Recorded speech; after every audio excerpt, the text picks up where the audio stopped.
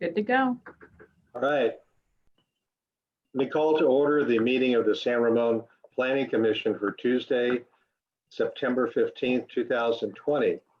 Before roll call, the city attorney would like to make an announcement to the Planning Commission and the public regarding the teleconferencing of this meeting. So Ms. Poon, could you take it away? Thank you, Chair Wallace. Prior to roll call, I would like to make clear for the record of this meeting, and it should be reflected in the minutes, that the governor has issued executive orders relaxing the requirements pertaining to remote meetings under the Brown Act. The executive orders authorize this planning commission to hold public meetings by teleconference during the COVID-19 crisis. I previously went over the specific provisions of the Brown Act that have been temporarily amended or suspended in order to allow for this meeting to take place by teleconference.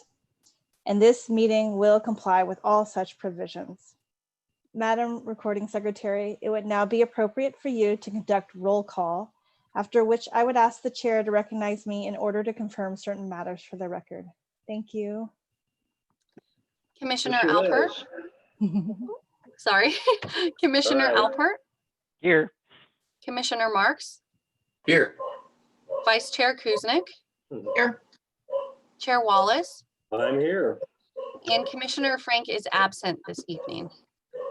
Thank you, Ms. Chavez. Now, Ms. Poon, part 2 of your recitation to the public and the commission.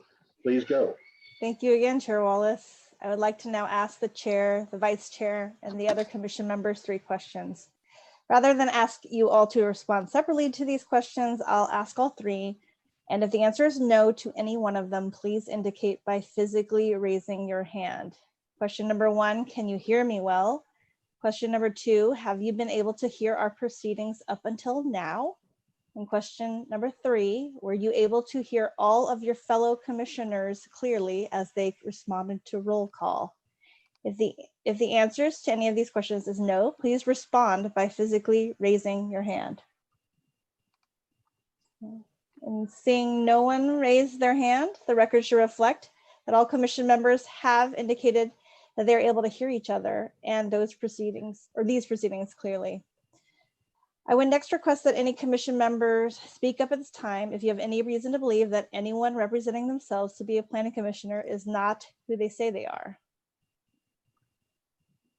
Hearing no comment, the record should reflect that no commission member has expressed doubt that each and every commission member participating by teleconference is in fact the commission member that they are representing themselves to be.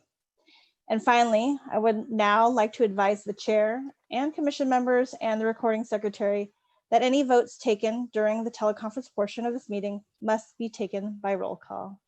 And back to you. Thank you. Thank you, Ms. Poon. Ms. Chavez, could you lead us in the Pledge of Allegiance? I pledge allegiance to the flag of the United States of America and to the republic for which it stands, one nation under God, indivisible, with liberty and justice for all. Thank you. Now, item number 4 is public comment. Public comment at this portion of the proceeding deals with matters that are not on the agenda for tonight. The matters on the agenda tonight are the Bridges Golf Club Deck Edition and also the concept review for the Primrose School on San Ramon Valley Boulevard. So if anyone has any comments other than that, now is the time for that particular comment. Ms. Chavez, could you read to the public the conditions under which public comment at this point is held? Yes, so if you wish to speak under public comment, you can click the raise your hand button on your computer or *9 on your telephone to request to speak when public comment is being taken. You will be unmuted when it is your turn to make your comment for up to 3 minutes. After the allotted time, you will be remuted. At this time, those who wish to address the Planning Commission on any item not already included in tonight's agenda can do so. And I'm just gonna, we don't have any written late communication for items not on the agenda. And I don't see any hands up. Okay, in that event, I will close public comment. Item number 5 is additions and revisions to our calendar tonight. There are none. Item number 6 is the consent calendar. Tonight we have none. Item number 7.1 is consideration of approval of the minutes from our September 1, 2020 regular meeting. Do we have any comments, questions, additions, or changes from the commission? Chair Wallace, I have a question, and I'm asked my fellow commissioners. In the minutes, it says that that I agree to be a part of the ad hoc as well as Commissioner Franks. Now, I just want to make sure that that is correct, because I thought Commissioner Alpert was going to be on the ad hoc with me. Did it say Frank and not Alpert? Actually, I think Howard offered first, and then Commissioner Kuznick and I both said yes, but then Commissioner Kuznick was passionate about bees. And so I agreed to allow Commissioner Kuznick to go ahead and do this. And I'll be a second alternate if either of the two are unable, kind of like the second runner-up on Miss America, you know, if either of the two. So yeah, I think it's accurate. You know, that's how I Okay, recall. thank you. That was my question, just to clarify. Okay, my mistake. No, Thank not your mistake. Thank you for clarifying it so the record's clean. Mhm. With that comment, do we have a motion to approve the minutes? I will move that we approve the minutes. And Commissioner Chair Wallace, I'll second. Okay. I'll go ahead and do a roll call vote. We had mover, Vice Chair Kuznick. Oh, Seconder, Commissioner Alpert. Aye. Commissioner Marks. Aye. Chair Wallace. Aye. And Commissioner Frank is out today. Item 7.1 passes. Thank you. Item number 8 is continued items after closing a public hearing. We have none tonight. Item number 9 is continued hearings on an open public hearing. We have none tonight. Item 10. Item 10.1 is a public hearing on the Bridges Golf Course Deck Edition. And first up in the dock is Mr. Driscoll for the staff report. Mr. Driscoll, the floor is yours. All right, thank you, Chair Wallace and Planning Commissioners. Good evening. Give me just a moment. Let me share my screen for the presentation. Ryan, let me know if you need me to promote the applicants. Okay, I'll let you know when I'm done.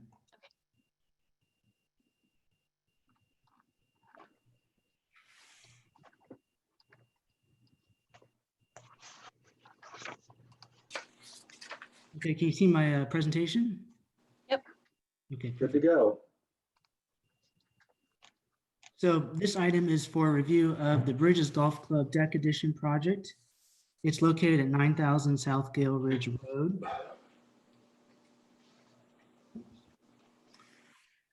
And there's 3 subject properties or parcels with this project, which are actually part of a larger 225 acre Bridges Golf Club development.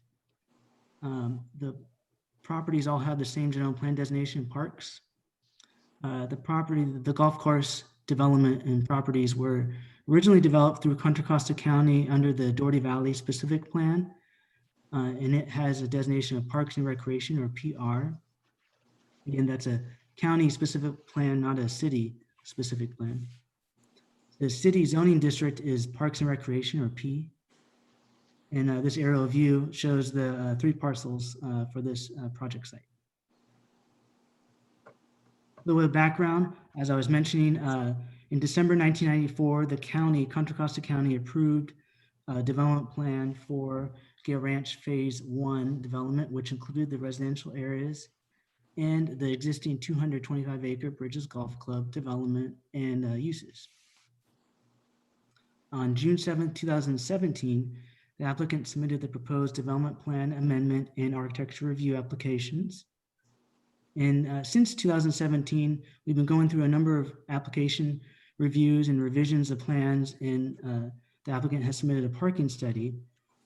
And on June 24th, 2020 of this year, the applicant submitted the proposed minor use permit application and revised plans. On July 23rd, again of this year, the proposed applications were deemed complete. So the applicant's proposal includes a new 7,430 square foot deck addition on the southwest elevation of the main building for the Bridges Golf Club development. There's three different areas for this deck addition. There's a 3,500 square foot covered deck for an expanded wedding pavilion. There's a 3,000 square foot covered deck for expanded restaurant seating area. And there's a 930 square foot rotunda deck addition for ceremony events, primarily weddings. A portion of the deck's additions will cover the existing golf cart parking area at the ground level and will maintain access for golf carts to the existing maintenance under the building. There's also a proposed 525 square foot ground floor patio for a ground floor bar. And there's also proposed expanded private event operations for evening events with up to 370 guests from 4 p.m. to 2 a.m. Thursday through Sunday, and daytime events with max 20 guests from 8 a.m. to 6 p.m. Sunday through Saturday.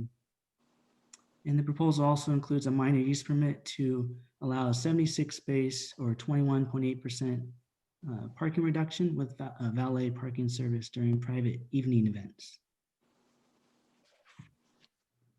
So this slide shows the main parking lot and the building on two parcels for the existing development. And I believe you can see my cursor here moving. This area is where the wedding pavilion deck addition will be. This area roughly is where the rotunda deck addition is. And then the restaurant deck addition is in this area here. Here's the proposed site plan. The shaded pink areas show the deck additions. And then there's three cross sections, AA, BB, and CC. I'll go through those briefly here on the next slides. Cross section here, AA, shows the wedding pavilion deck addition over the sloped area on the left. And on the right, there's a small new entry trellis feature on the west elevation of the wedding pavilion. This is proposed section BB for the rotunda deck addition, and there's also a water feature along the edge of this deck addition. Here's section CC, which is the restaurant deck addition, and then below that is the covered outdoor entry plaza for the golf carts. This is the proposed southwest rendering for the southwest elevation. It shows the existing building and the proposed deck additions. Again, on the left is the wedding pavilion, the rotunda deck, and the restaurant deck addition with the golf cart and bar down below here. It matches the existing architecture. There's a colonnade railing running throughout and an arcade deck support system below. In terms of zoning ordinance standards, the project complies with the Parks and Recreation development standards for setbacks, height, and floor area ratio. And the applicant has, as I mentioned, submitted the minor use permit for the parking reduction and valet service with relation to parking spaces, which actually I'm going to talk about on the next slide. So parking. So the existing and proposed uses require 348 parking spaces, and that's based on the zoning ordinance parking standards.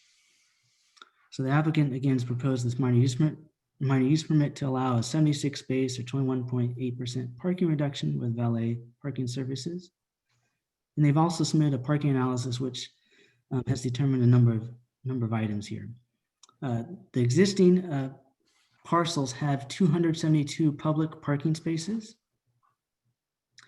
And then there'll also be a peak parking demand for the existing and proposed uses of 282 parking spaces. And so as a result, a valet parking service will be required with the practice facility property during private evening events. Also, the valet parking service will provide the additional 10 space parking demand that's required within 12 unoccupied spaces at the gated maintenance facility area. So the city traffic engineer has reviewed and supports the methodology and conclusions provided in the parking analysis.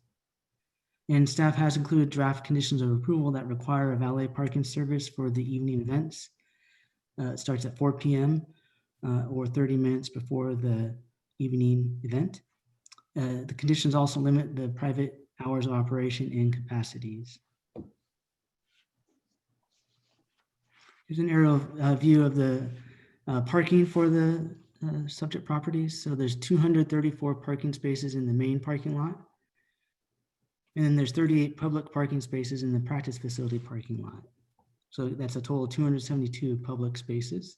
And then the 12 unoccupied spaces in the maintenance facility are over here. In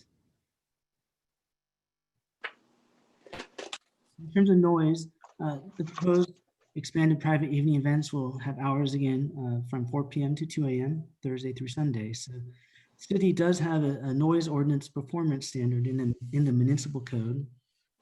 It states that there would be a violation if any audio and video equipment between the hours of 10 p.m. and 8 a.m.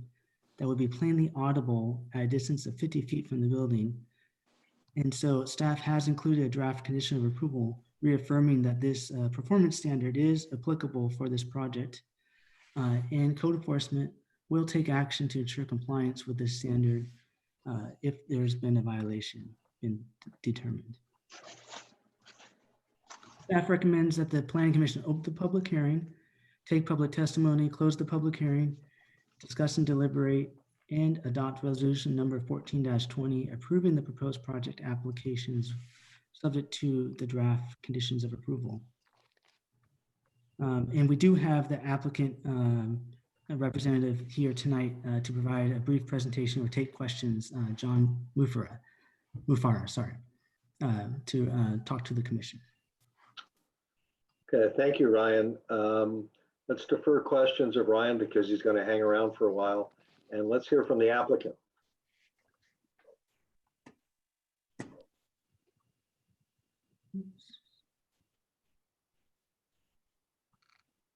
And he should be on there and able to speak whenever he's ready. Okay, is he on video or just oral? Yeah, he's here. Good evening, everybody. My name is John Mufara. I am a representative for Yadava Group, in-house architect and project manager for them. I also have, along with me is Tom Owens, who's the architect who helped develop the presentation. And I have Larry in regards to the traffic, he developed a traffic report for the project.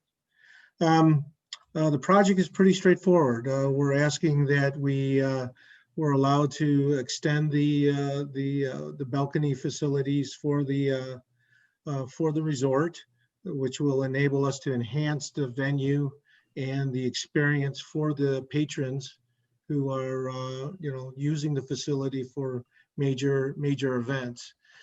The levels of operation are, pretty much are going to be unchanged. The what these additions will do will allow patrons to experience the facility and the views using these balconies and act as overflow areas to enhance the experience.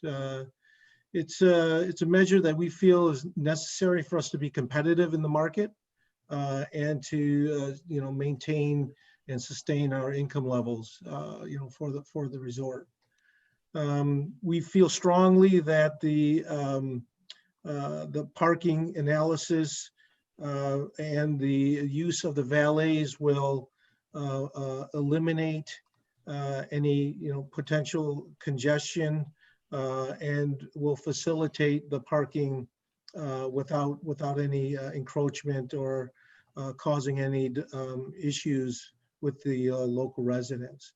The valet operations will accommodate tandem parking as well as using carts to travel back and forth between the practice facility, and the carts will be restricted to the existing cart paths between the two venues, which currently exist. In regards to noise, to this date, we haven't had any issues with noise. And we believe that the balconies will not cause any additional, levels of concern regarding noise, because majority of the entertainment is inside, and it will be maintained there as well. In regards to capacity and time of operation, the venue is generally reserved in its entirety for weddings and small gatherings. So the patrons have the opportunity to have their ceremony on the greens or in the new rotunda. They have an opportunity at the restaurant bar area to have a reception, and then after their initial reception, they would go to the banquet facility for their overall wedding reception. These venues will help enhance the experience and make us more marketable to existing or future patrons. Thank you. Before we go to public comments, anybody want to raise any questions with the applicant? We're seeing none. Let us open public comment.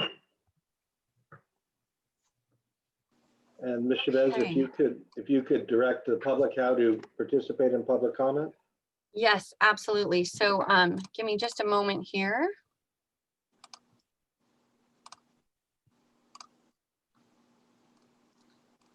All right, so before we go ahead and open public comment to the audience members, we're going to acknowledge that we did receive some written late communication from several people.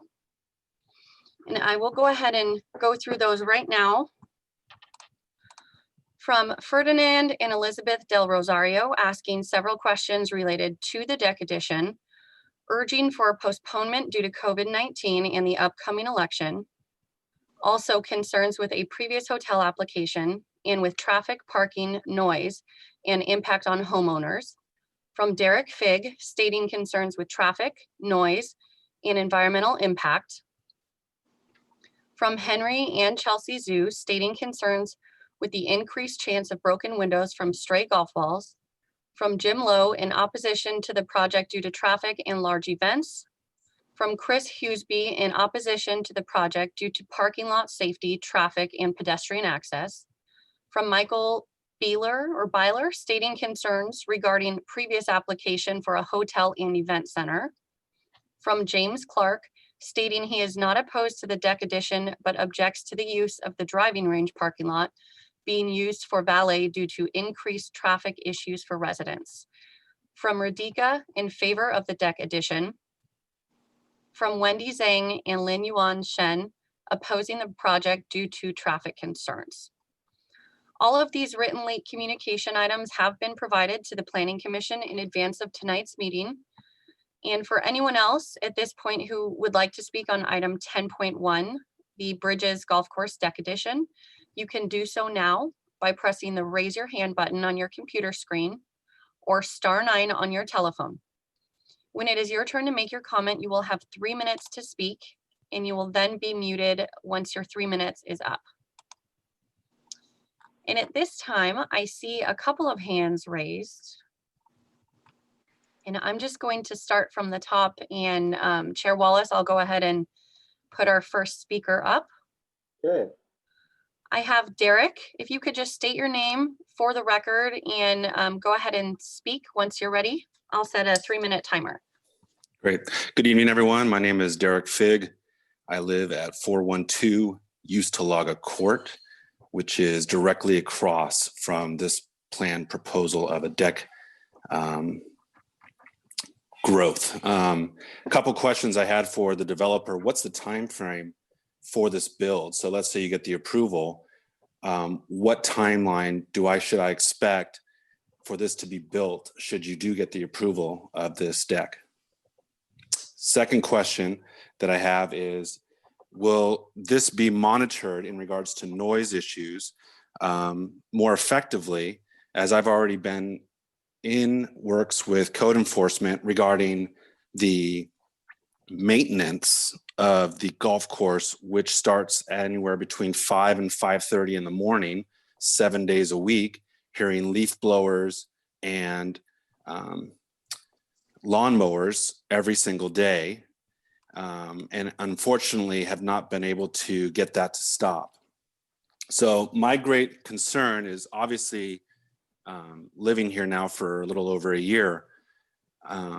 There have been several events prior to COVID that have been extremely loud, and you do not get to enjoy the peacefulness of your home. Sometimes these events are on Sunday nights, sometimes they're on Thursdays, and they go past midnight. So I know well in, being able to already predict that if these events go till 2 a.m., by the way, there was an event 5 or 6 weeks ago that went well past 11 p.m., which I was surprised that they could even have an event during this time. But the hours of operation are definitely a concern. The construction is definitely a concern. The traffic is a great concern, especially since Bollinger Canyon Highway sees cars in excess of 70 to 80 miles an hour blasting down the street, which that is also a great concern I'd like to bring to the city's attention. So this increases the potential for poor drivers being under the influence now in our city streets. They're not going to always not park in the HOA's pool area. They're going to, leak over into that area. So these are my concerns. One is obviously the construction that will take several months to conclude. The noise that's going to be impacting us on the evenings of Thursday, Friday, Saturday night till 2 o'clock in the morning. Again, this is not what I intended to get myself into when I bought into San Ramon. I thought this was going to be a peaceful community. And so far with Bollinger Canyon Road and hearing lawnmower and leaf blowers at 5 a.m. hasn't been the most opportune first home buyers appreciation, I guess, is what I have. So far my experience with the... Derek, your time's up. You can go ahead and wrap it up though. Okay, I was just going to say, so far my experience with across the way with the golf course hasn't been pleasant with the noise. I tried to work with them first by myself and then had to bring code enforcement as well as the police in, and still haven't been able to get it. So with this increase of the decking, it's just going to be worse. Thank you for your time. Thank you.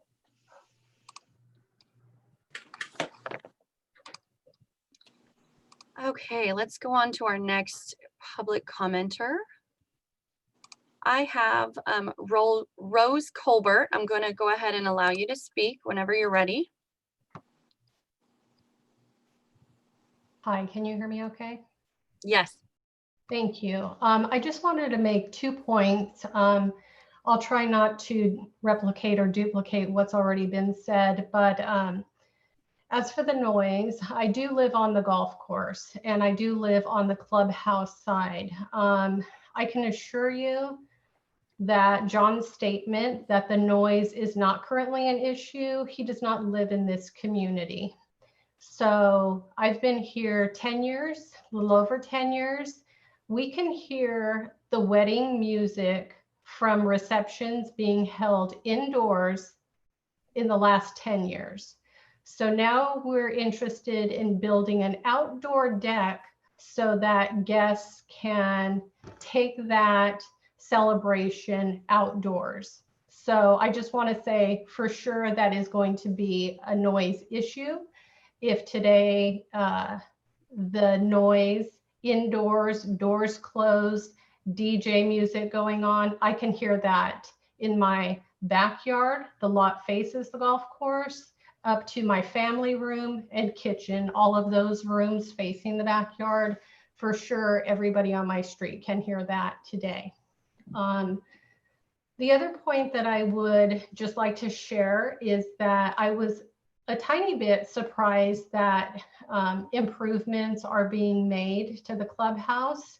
I can appreciate that they, want to enhance their business. But this golf club has really taken a turn for the worse with the change in management. So as of today, when you're driving down Bollinger and you take this turn to Gale Ridge, this clubhouse has not been painted since I don't know when, and it looks terrible from the street and the neighborhood. Why it won't be painted, I don't understand. Further, I have played this golf course. The grounds today and during COVID, fully infested by gophers, gopher holes. Now this last 3 months, my backyard are filled with gophers.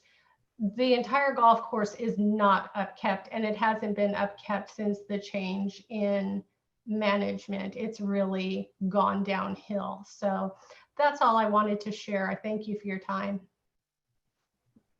Thank you.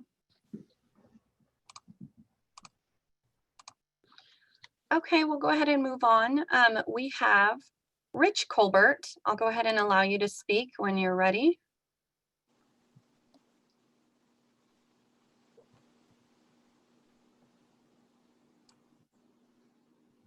There I go. I see the unmute now. Thank you. Okay, so I guess we're going double from this household. So I will add some different comments, and that is, in addition to everything that Rose, my wife, said, I'm surprised that there isn't a security plan involved at all. We already see with the current size of events that there's overflow into the homeowners association clubhouse area. There's broken bottles, trash, litter. We basically know that people like to get outside of the clubhouse and come up and use our facility outdoors, and they leave it as a mess. Now that you're saying that the events are going to span the driving range and the golf course, I think there's a safety concern. I don't see a plan to have security people patrol the area and make sure people aren't using our facilities and, getting drunk and smashing bottles and things. And the other thing is, I find it very unlikely that the valet plan is actually going to work when it's just the very last few percentage of cars that might go over to the driving range. I think you're going to have a situation where you might have just a couple cars over there, so they're going to be in a dangerous spot. And as you know, on Gale Ranch Road or Gale Ridge Road, a lot of people who are unfamiliar with the area drive as if it's a dead-end street that stops at the driving range anyway. So I think we're going to see a lot more concern there. And also basically we're talking about weddings. And the problem with weddings is as they get larger and larger, the population of guests gets more and more unfamiliar with each other. And so far, I would say the crowds have been moderately rowdy, but I think when you expand from like 100 to 300 guests, you really need to think about security a little bit more seriously. So I'm just surprised we're not thinking about that. I'm concerned and I object. Thank you.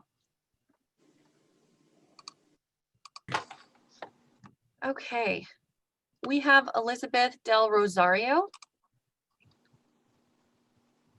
You may speak when you're ready.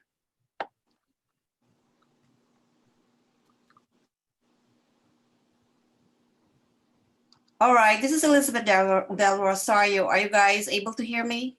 Yes. Okay. You just indicated earlier that our main concern is the postponement of this public hearing. Now that's not an issue anymore because we're doing it right now. Anyway, so I'm just going to discuss, give you a summary of the things that we are very, very concerned. Number one is the correlation of this permit application to the previous hotel development application, because we haven't been informed on what's going to happen to that. So if this gets approved, is this just a start of another application? And what's next after this? So it should be established that this is the only application that the residents are going to deal with, and that's it. The next one is the deck as a classification for construction permit application. It doesn't seem to me you kind of simplify this the permit application in order to accelerate the approval. And the next one would be the waterfalls. So we know there's going to be waterfalls during shutdown. That's going to be possibly it's going to be shut down. So what's gonna happen? It's going to be an eyesore, definitely. And the roofing is an open veranda. It appears that it will require structural elements. So the deck actually doesn't really apply on here. Deck are just simple structures. And the next one is the main primary concern is the increased vehicular movements in conflict with pedestrians. And next to that, you know, it looks like the staff report parking analysis is insufficient, because apparently you use the COVID-19 data survey. And then we're also concerned about the parking valet service, the guest transportation, and the just like what the other residents have mentioned, the parking overflow to the other parking areas there at the HOA parking and the Presbyterian Church parking, and most likely the parking overflow towards the streets and the frontage of the homes. And then the auto pedestrian conflict safety issue, we know that this Elizabeth, is your time's up, but you can wrap it up in just a few seconds. Okay, so we know that this is going to be the mostly safety issue on the traffic movement, because there's going to be an increased vehicular and auto pedestrian conflict on the street. And the rest are in the letter that we sent you. Thanks, Elizabeth. Thank you. Okay, we have Ferd Del Rosario. I went ahead and put you in the queue so you can speak whenever you're ready.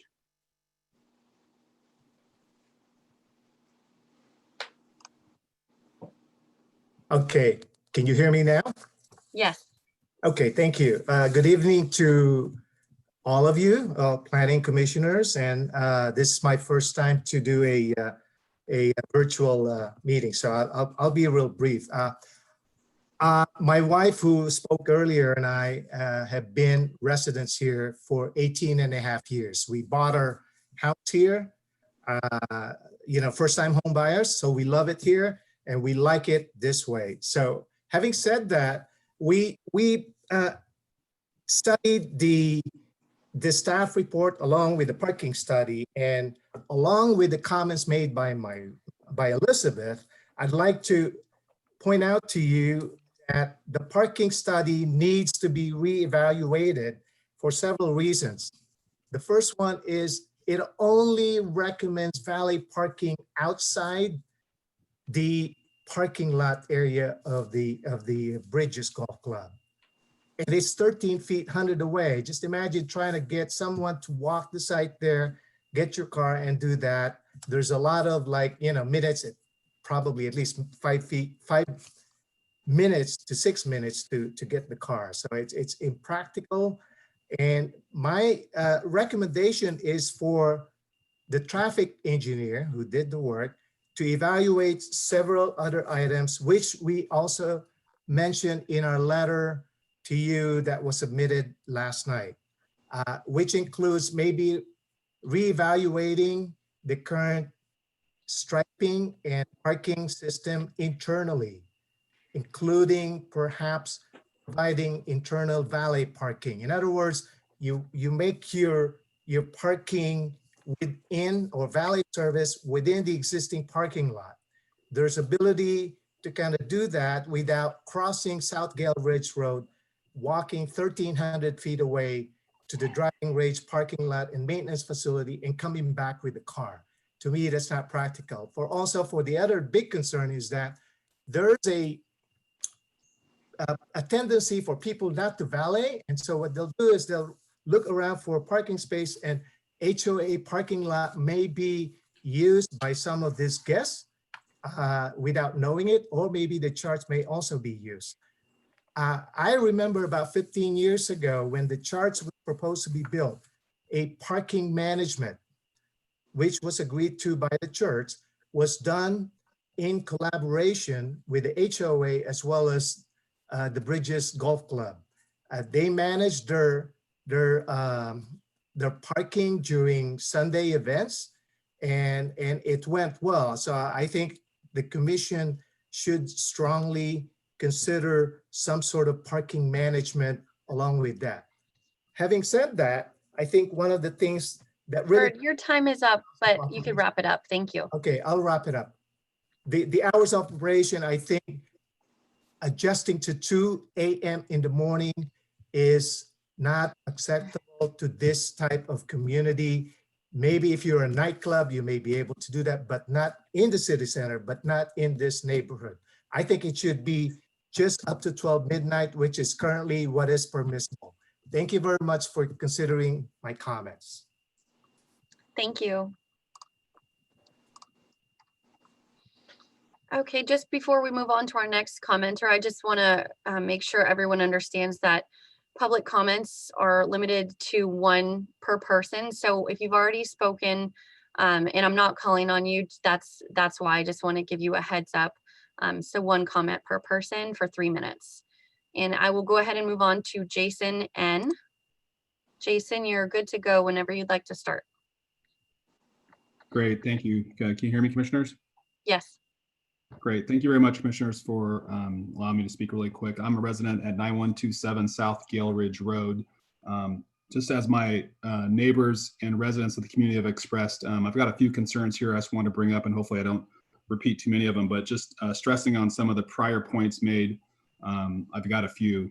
The first is, I think in regards to the valet service that's being suggested in the use of the adjacent golf course or maintenance parking area. I think it was suggested that carts would be used on the cart paths to utilize for valet service. And I guess I have a concern regarding the use of carts at night, especially crossing the public roads, and if there being a safety concern for any impacts to people walking on the sidewalks or utilizing the street. So I'm not sure if the golf court, the carts would be utilized with lights or any sort of other measure to make sure they're seen properly.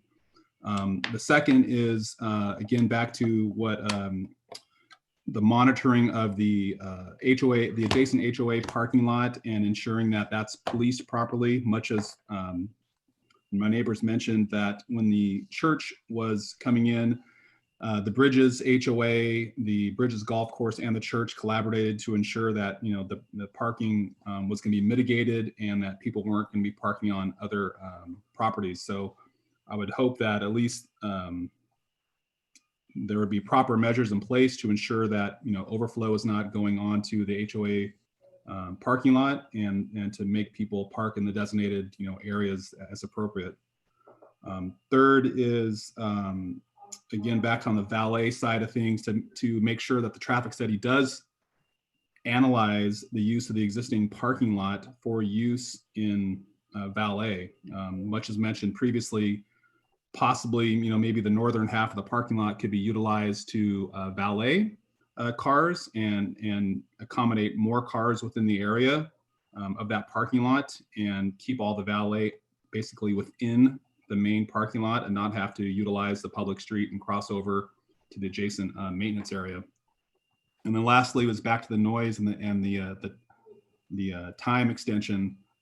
It seems a little bit incompatible for the area that we extend the hours of this commercial event use in the area, in the residential neighborhood. I'm not sure if any other event spaces in residential areas within the city have also had their time extended and their use extended to 2 o'clock. So that seems to be a little bit of an issue that I think needs to be addressed, since it does impact the neighbors both in the immediate area and across the golf course as well. Those are my comments. Thank you very much. Thanks, Jason. Okay, it looks like we have one more speaker at the moment, Radhika. You can go ahead and speak when you're ready.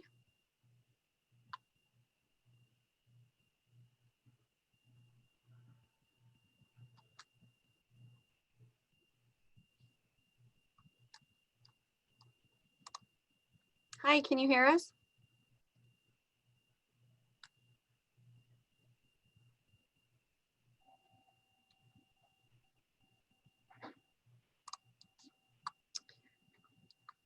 Okay, we might be having some technical difficulties. Radhika, it looks like you're going between muted and unmuted.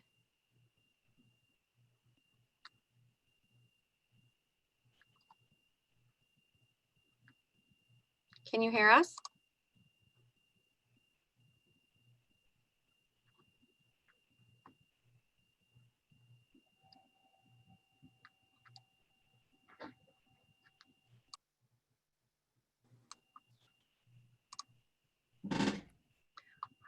Okay, so I'm not, sorry, I wasn't hearing anything, so I don't know if can you all hear her, or am I just not hearing her?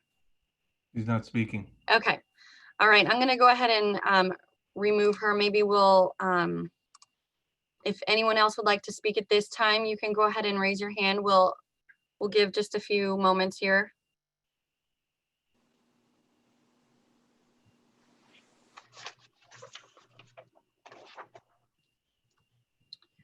Okay, Radhika, I'll go ahead and try one more time to allow you to speak.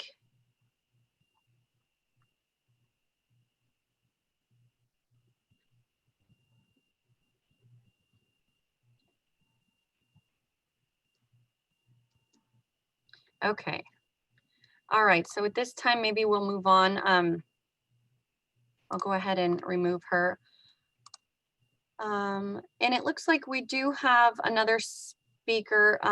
Rich, I believe you already spoke tonight, so apologies, I can't bring you in again. And it looks like that is the end of our speakers. So we could go ahead and move on if you'd like, Chair Wallace.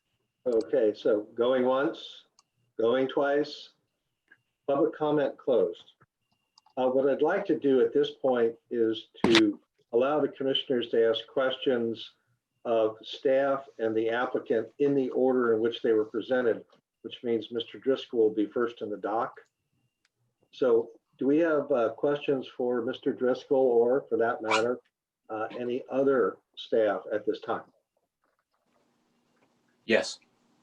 Mr. Marks. Ryan, I would like to ask a couple of just simple questions. The first is that notices were mailed out to property owners, but was the homeowners association sent a notice? Yeah, are you talking about the Bridges homeowners? Yes. We did send it to them, and we did send it to about 225. Right. Okay, I just want to make sure the HOA got, the association board got a notice. The second was the design of the deck reviewed by the Architectural Review Board? And No. if so, what were their comments? It was not. It was not. And why would that be? Staff felt it's been designed with the architecture of the building, and it was consistent with the building design. So we thought it was acceptable to bring to the Planning Commission. Okay. Well, I actually don't agree or don't disagree with you. I just wanted to know procedurally how we went through this. Here's a question. Plan sheet DD3 includes a new 525 square foot ground level patio that is not included in the discussed 7,430 square feet of project square footage. And nor is it included or discussed in the resolution. And I'm wondering why that is. Well, it's in the project plans, so it is part of the project. But it is not included in the total square footage that is what we are going to approve or being asked to approve. And that can be handled tonight. Again, I'm trying to just understand the plans that are before me. So Yeah, correct. It's that's not fine. in the square footage for the deck, but it is part of the project with the plans and was described in the staff report. Okay. Ryan, can I mention something? Well, why don't you hang on? We'll get to you Okay. eventually. You got it. Those were the three questions that I had for Ryan at this time. Thank you. Do any of the other commissioners have questions for Mr. Driscoll? I do, Chair Wallace. Ryan, my understanding is the building today, and I'm going to actually ask the applicant a similar question.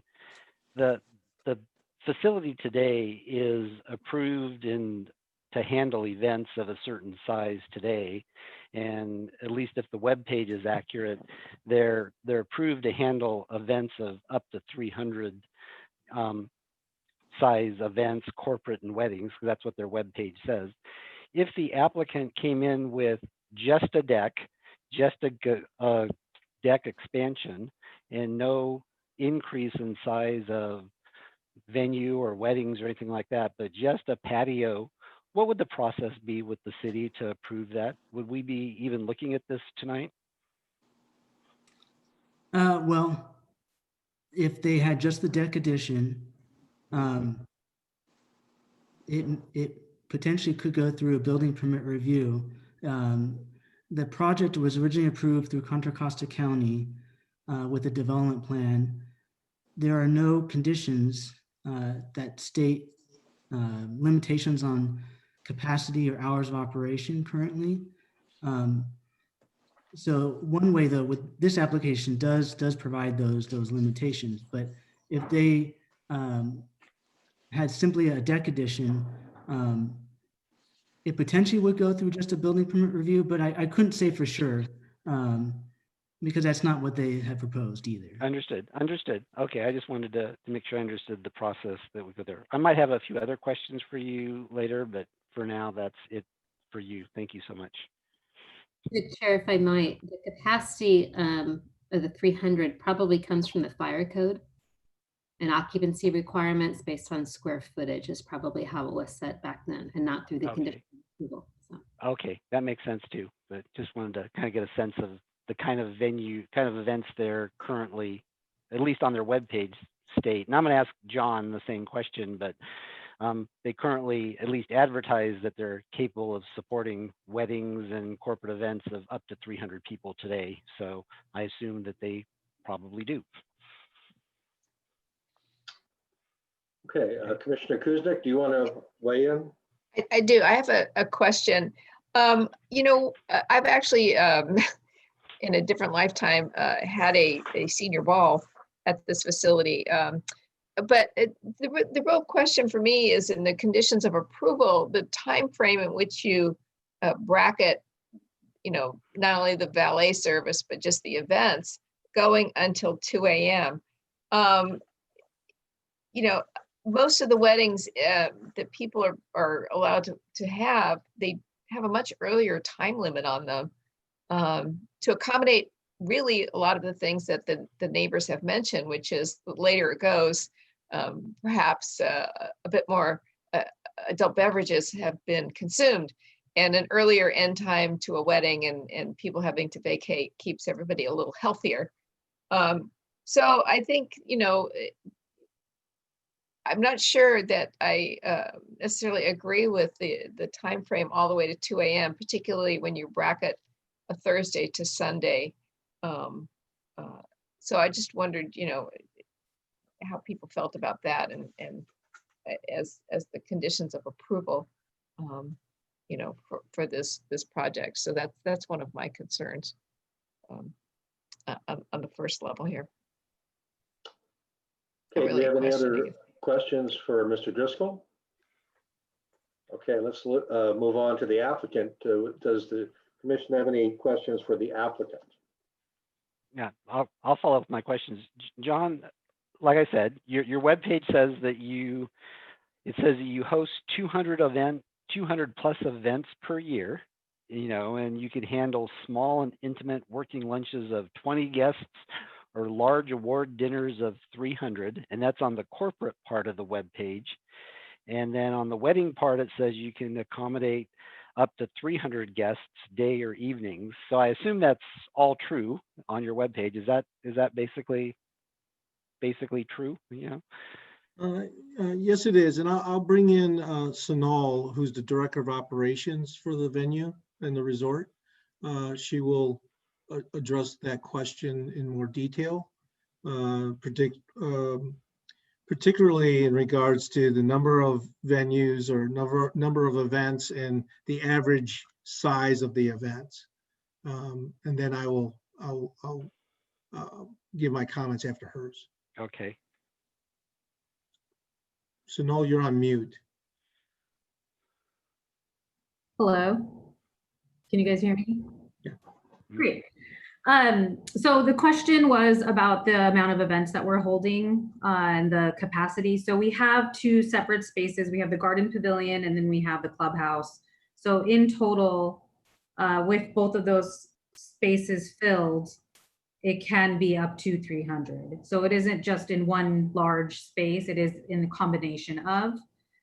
We are able to hold smaller events in smaller spaces. Our clubhouse does break into two separate, we have a wall that we can put in between. So we have a lot of spaces we can work with, which would allow us to have multiple events in our entire property space. Okay. And then John, were you going to say something in addition? Yes. In regards to how the venue is rented out, depending on the size of the event, it can be partitioned off to accommodate smaller events. But when you're dealing with a wedding, generally the patrons have the opportunity to take over the entire facility, where they could have their ceremony on the green or in the new dome. They can have a reception in the restaurant area, and then eventually move over to the reception venue. Generally, and Sonal could back me up on this, generally the venue is rented out in a 5-hour increment. That's included in their base package, if you will. So depending on when their event starts, the 5 hours would start from that point. So say their event starts at 7 p.m. They would go till 12, but then they have an opportunity to pay an additional charge if they want to extend their event past the 5-hour minimum. And Sonal could tell you how many times people do that. If they start earlier, then their limit will end at, say, 10 or 11, depending on when they start. And I will give it to Sonal to express on average how late some of these events do go. And then I will continue with my comment regarding the other question. Yeah, we have a few, I would say a few per year that extend over. It is an extra fee. Not everyone, we know how expensive weddings can be, so not everyone wants to pay that extra fee, but we do typically, our wedding ceremonies are about an hour, and then our receptions are about 5 hours. Typically, I would say 99% of them end by 10 or 11. There are very few who ask to start a little later, so then they would end around midnight. A lot of our time is also breaking down from the event. So after an event ends, there is that hour period where everyone has to break down their event. They're allotted that time to do that. That doesn't mean that the party is continued. It is quiet, and then they are allowed to remove all of their personal items. Okay. So I guess my real question, the crux of it, thank you for all the explanation. You're currently authorized, approved, whether it's the county or the fire marshal, to hold events up to 300, and through this application, you're asking to expand your venue from 300 to 370. And let me pause there. That's basically what you're asking to do. You're going to build a patio, an outdoor venue, and ask to expand the size of your events from 300 to 370 is, and I know it's a lot more complicated than that, but that's, in a nutshell, that's what it feels like what you're doing, as well as, is that true? That is correct, yes. Okay, okay. And then secondly, if I understand my reading the conditions, and this might be an answer from either Ryan or yourself, today you host 200 plus events a year, and through the conditions of approval, what you're asking to have approved is to host evening events Thursday through Sunday only, and that can go up to 370, and that's only a 70% increase. But the daytime events, you're capping yourself at only 20 events, 20 people. So the way the conditions are written is you can only host daytime events 7 days a week at only 20 people, and that's not very many. So it feels to me that's the way the parking study was written, that's the way the project was proposed, and that's the way the conditions were written. Is that what your true intention is of doing all of this work? Is that your intent by going through this project, is to only host corporate or daytime weddings or any other event during the day, 7 days a week at max of 20 people? So we have a restaurant as well. So our restaurant would, well, there's a few things here. Our golf course is pretty full at all times. So those are the golfers. So those golfers do come into our restaurant. That is separate than what we would say is an event. So with our restaurant as full capacity as we would like, and our golfers being in there, that is truly what we are trying to do. Our main goal is to do evening events on the weekends. That is when most events are being held. Weekday events are far and few between. And when they are, they're smaller work meetings or conferences that are in the San Ramon area, especially fairly limited as well. And you're comfortable that if we approve this, that it would be capped at no more than 20 corporate luncheons, corporate breakfasts, corporate afternoon events, award ceremonies, 7 days at 20, and anything more than that would require us going through this entire process again with a city staff, zoning administrator, some version of an approval. That's what you understand. That's what is being written, and that's what we would be acting upon if we choose to do something tonight or in the future. Our hope is our restaurant is also booming, so we have that as well. So our events, where we really do want to see those evening events kind of flourish a little more and keep up with the times at this point. The 20 limit is for the reception pavilion, not the restaurant.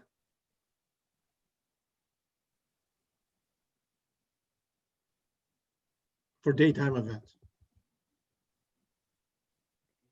So I'm reading it as any kind of corporate event.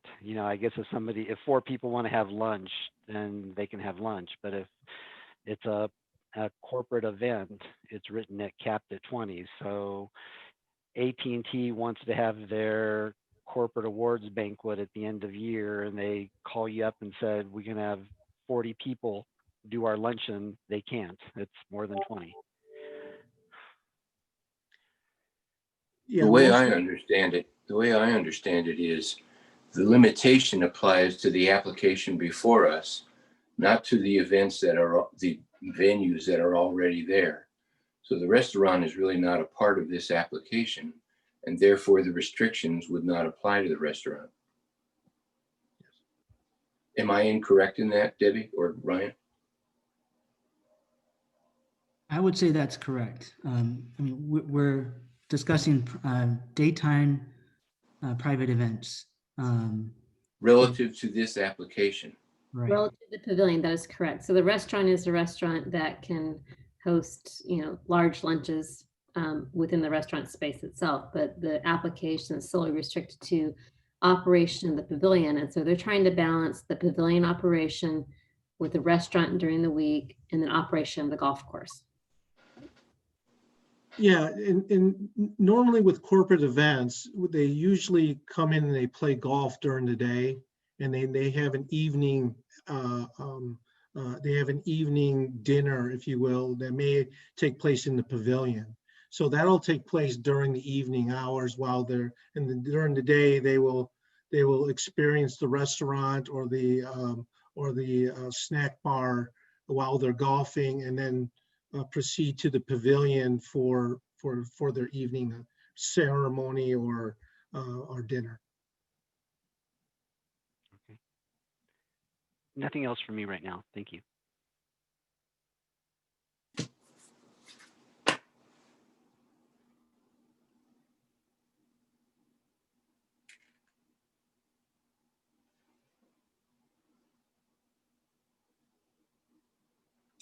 Eric, you're on mute. Sorry about that. You didn't miss much. I had a couple questions for the applicant. The first is, it's been suggested that the main parking lot could accommodate more cars if it was restriped, which I assume means smaller spaces. Has that been considered? And if so, what conclusion was reached? I'd like to bring on Larry, but before he speaks, you know, there are ordinances in regards to the size of parking spaces and so forth, and the number of parking spaces. I'm sure, you know, we could probably look into that, but making them smaller than what they are, you know, may pick up a few more spaces or not, or so. In regards to having the valet parking use portion of the parking lot adjacent to the venue is surely something that operationally we could consider. There are suggestions that from the valet service that they would use, you know, possibly tandem park adjacent to the venue to increase the capacity of the parking adjacent to the venue and minimize the amount of usage at the practice facility. To answer some additional questions regarding parking and traffic, I'd like to bring Larry on board, as well as Tom, if they're available. Is this Larry Hale? Yes. Okay. I'll go ahead and promote him. And then it was Thomas, you said? Tom Owens, yep. Okay. Okay, they should both be joining as panelists now.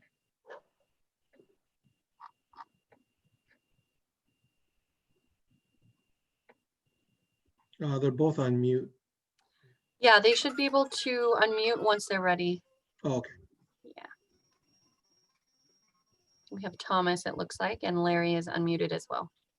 I just want to chime in really quickly. I apologize. I just also wanted to mention that our end time has always been 2 a.m. as far as we have been operating. It never was before that. So just wanted to clear that part up as well.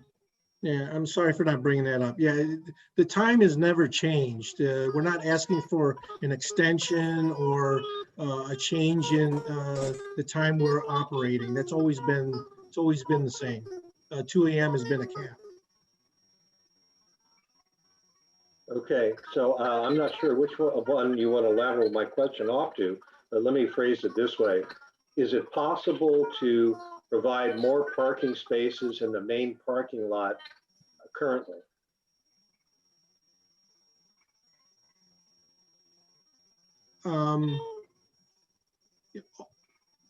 It's something worth looking into.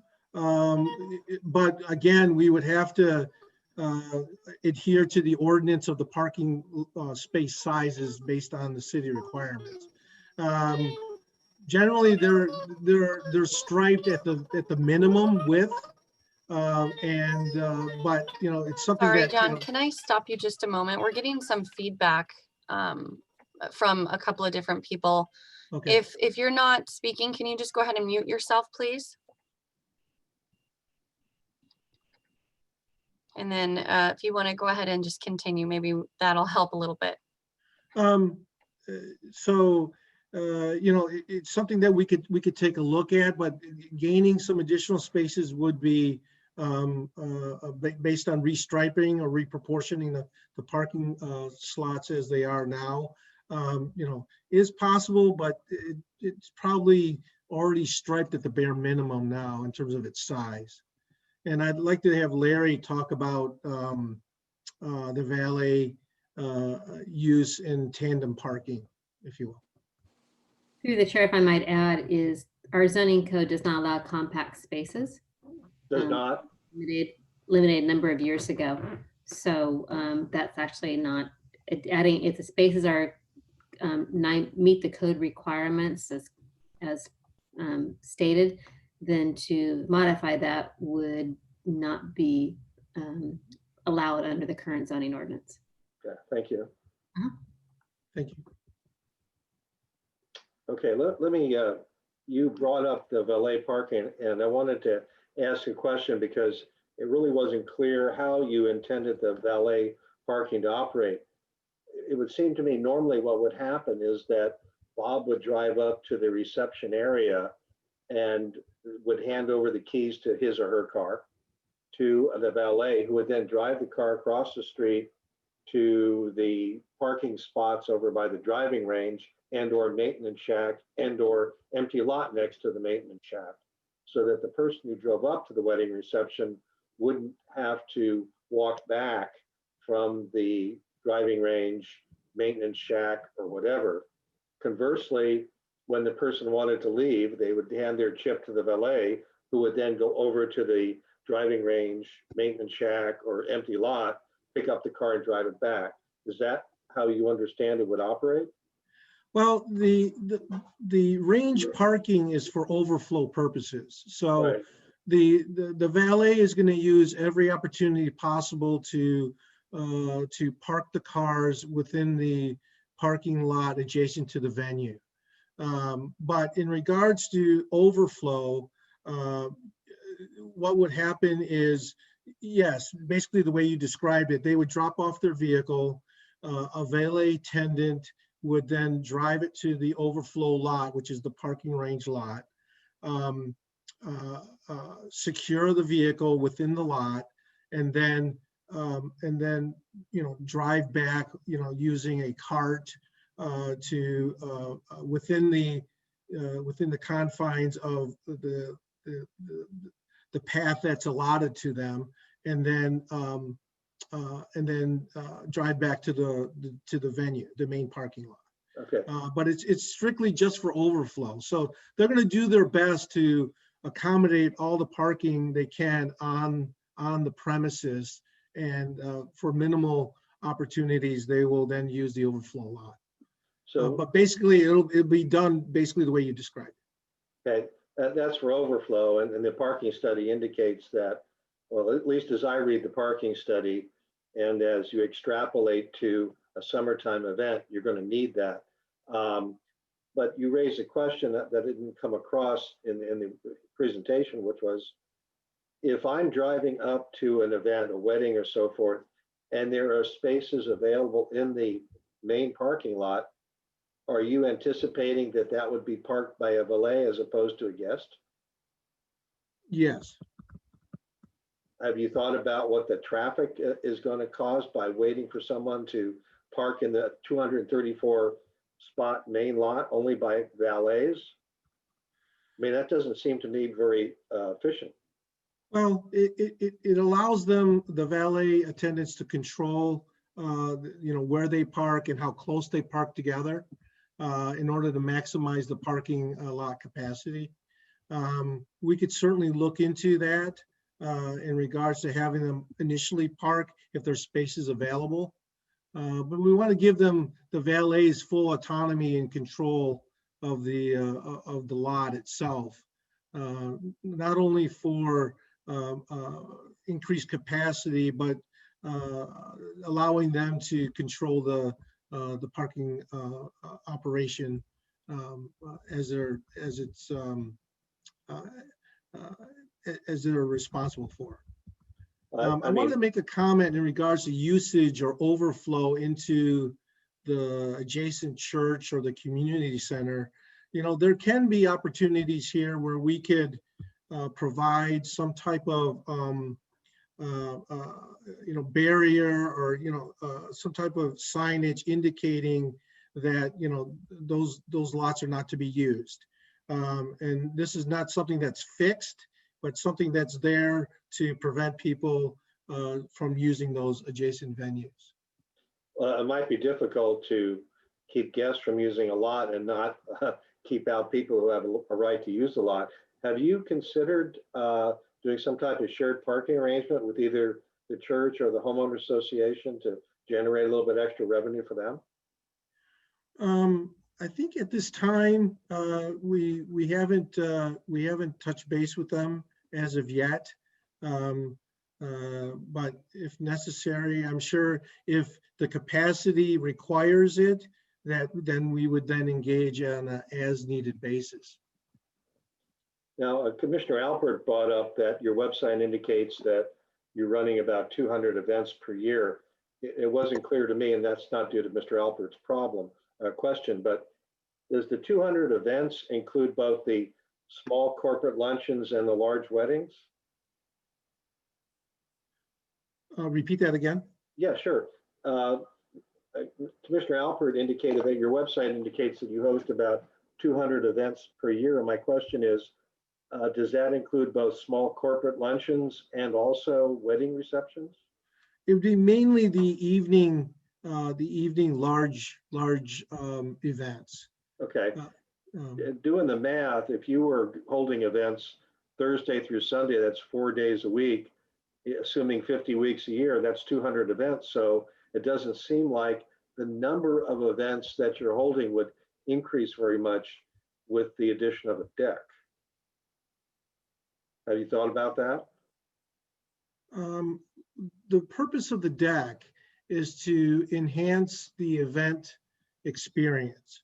I'm not sure, and I'll ask Sunal to interject on that as well. But the primary purpose is to make us more competitive within the current market and to enhance the event experience. Whether it'll increase, we're hoping that it'll increase the amount of receptions we have after this pandemic has been released. But the primary objective is to enhance the experience in hopes that with the added deck will enable us to increase the number of events we're able to have. Well, basically what you're doing, leaving aside the 525 square feet that Commissioner Marks mentioned, basically you're doubling the size of your venue. But it sounds like to me that all you're doing, or at least you're telling us what you're going to be doing, is taking essentially the same number of people, but spreading them out more. And my question to you is that really realistic? If you have a 3,000 square foot covered deck outside the garden pavilion and another 3,000 square foot outside the restaurant, are you telling me that you're not going to be tempted to put tables where people can eat out there as well as hang around and look at the golf course? So what you're asking is, do you think that we will have multiple events either outside and or inside using the same space? That's it's highly unlikely because of the way the balcony is directly adjacent to the restaurant and or the reception pavilion. Having two separate events, one outside and one inside, would be difficult, and I don't think the customers would enjoy that type of experience. I would tend to agree with you, but I was thinking more in terms of you have a wedding reception where you're having dinner that is ostensibly in the garden pavilion, but you open up the doors to the garden pavilion and you have tables outside on the deck so people can enjoy a nice summer evening dinner. And thereby you're expanding the seating capacity of the garden pavilion. I'm going to chime in here really quickly. So our garden pavilion currently doesn't have any kind of a cocktail hour or a space for something like that. So expanding that space would allow for a smaller space prior to a wedding reception. So most wedding ceremonies happen, then there's a cocktail hour and then a reception. So that just provides us a separate space for something like that.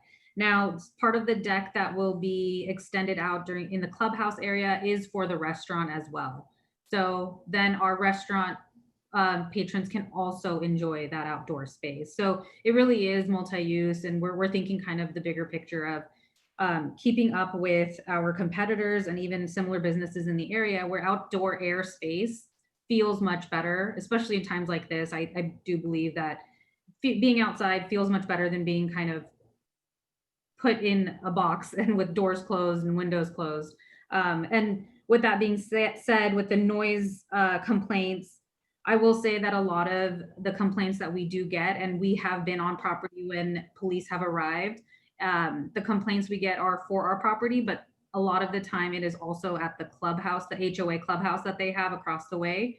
There's events that happen there as well, and they get kind of confused whether or not it's for us or them. So that does happen. That's something to kind of consider in with that when people say that. Okay, well, let me rewind your answer a little bit. I'm still not clear what you look at the purpose of the deck outside the garden pavilion to be, if it's not going to be to allow people who would otherwise be in the garden pavilion to congregate outside. It's just an extra space for people to kind of stand outside. So there is, if you look on the plan, there is an entrance from the outside as well. So when you're walking in, walking around onto the deck could be the cocktail hour space, and then you would go inside into the reception split space in the garden pavilion. Okay, all right. Through the chair, I think the clarification is the outdoor deck is pre-function space, and so you gather ahead of the reception and then move in after. So from what I'm hearing, that both spaces are rented by the same party and are used for the entire event, but at different times. So that may be the clarification. Okay, I mean, but that was what I was trying to get at, is that if you're holding a wedding reception in the garden pavilion, chances are you're going to be using the deck at some point, whether it's to have cocktails before or cocktails after. And my question really was, well, how about seating people outside for the dinner? That was my question, because it's one thing to seat the 200 people in the pavilion for dinner. That's one thing. But if you have 200 people in the pavilion having dinner, another 75 on the deck having dinner, you have a lot more people, a lot more parking, and a lot more noise, particularly people in the neighborhood, because the noise will go a little bit farther if you're outside than inside. So I guess my question is, can you assure me that you're not going to be using the deck space for people to be eating dinner, but just simply to congregate, may have a drink, and then go eat inside? I think the layout of the space is versatile, but I do believe that with the weather and ideas of how we can use that space, cocktail hour is truly the space. That's what we envision that space to be, especially with the layout that we have. Okay, thank you. I don't have any more questions of the applicant. Do any of the other commissioners have questions for either the applicant or staff? Chair Wallace, I actually did have, I think another couple of questions. Could you explain, if you would, any outreach in, first of all, were you involved in the project of 2016, the project, or 2016, 2017 that, John, were you involved, and can you explain a little bit about how this project's different than that project for us, if you were involved? I was not. I'll let Tom answer that. But before I do, Jennifer, can you let Anil have the opportunity to speak as well? He's the CEO of the company. Yeah, no problem. I just promoted him. Okay. Tom, are you available? Are you talking in regards to our initial application regarding the balcony or another project? No, well, there was a balcony, I recall, and then there's an additional structures or buildings on the driving range. There are some questions that we heard that were regarding the project, across the way where the driving range is. I think people were concerned. if you can explain a little bit about how that project is versus this project, Through the chair, there was a concept review for a hotel and event center on the vacant piece adjacent to the driving range. That's the project that people are referencing. And it was Okay. only a concept review that did not proceed. Okay, great. Okay. And that might be enough. And then the second question I was going to ask you, I think Ryan, you explained that you did a notice of tonight's meeting to around 250 or so residents surrounding, the golf course about tonight's meeting. Is that right? Is that what you told us? You actually Yes, it mailed was out. about 225 notices. Right. And then John, I know it's difficult, you can't have community meetings or things. Did you or the golf course do any public outreach yourself to explain the project? Did you meet with the residents at all in any way, shape, or form? Did you host online town hall meetings or anything to, between 3 years ago and now? I know Ryan in the staff report said you've been working for going on 3 years on this project to bring it to us tonight until it's become final. What have you done to help explain the concept? And prior to tonight, have you done anything to work with the community, For the around? balcony project? Yeah, tonight's project. Have you Yeah, done anything with them? no, we have not. Yeah, I Ryan, can speak to that, John. This is all Anil. right, go ahead, Anil. Yeah. Go ahead.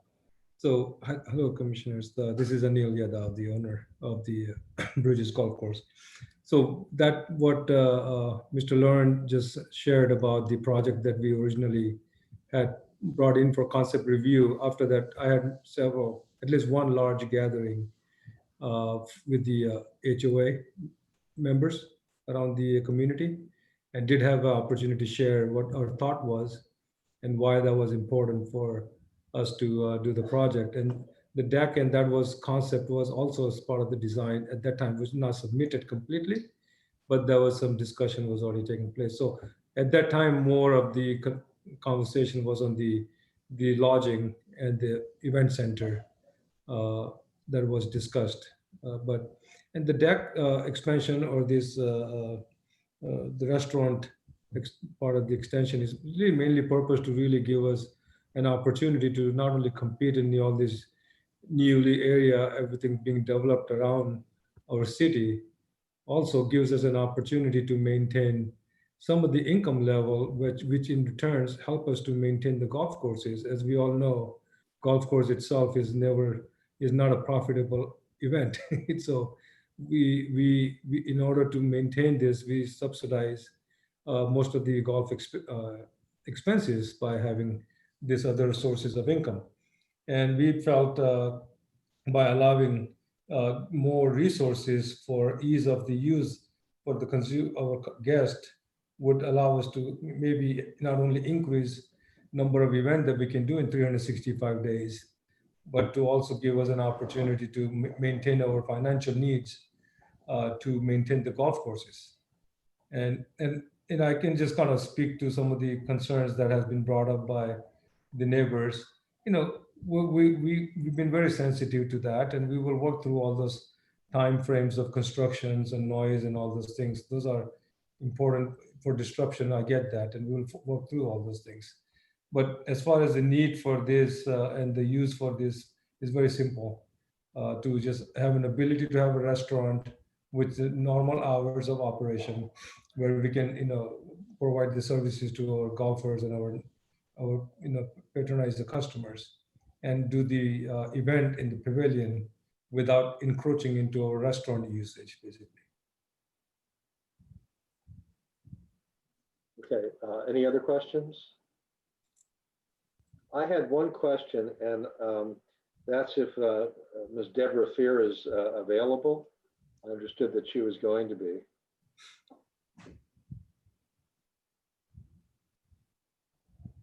Do we know if Deborah's available?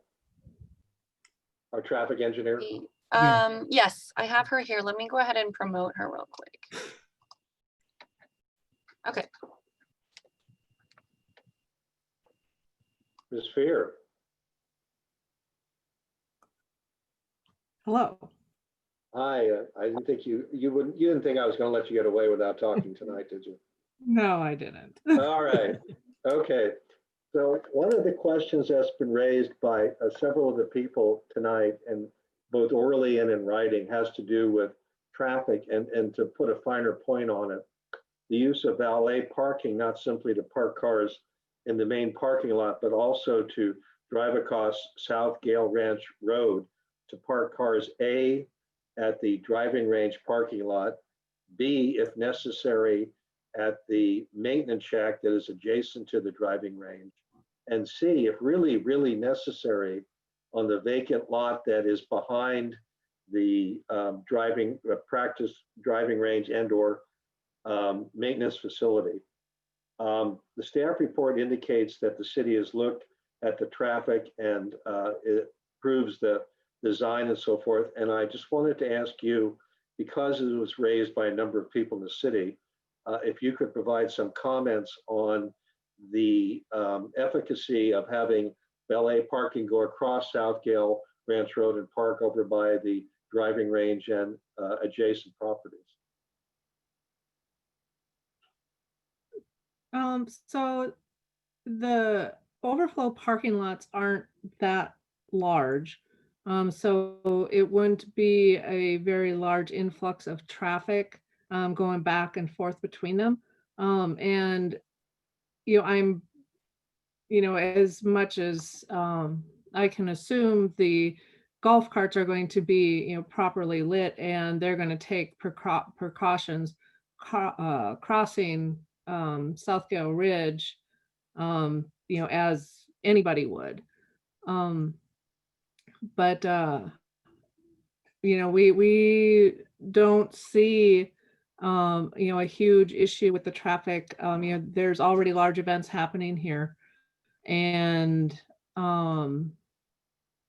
just the addition isn't going to create an unreasonable situation with the traffic, and the, as the applicant was saying, the valet, they're starting, in the main parking lot and moving to the overflow when necessary. So, I don't see a issue with traffic.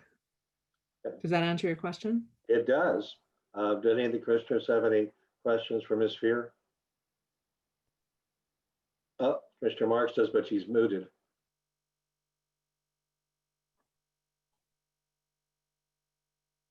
Gotta find the spot on the iPad.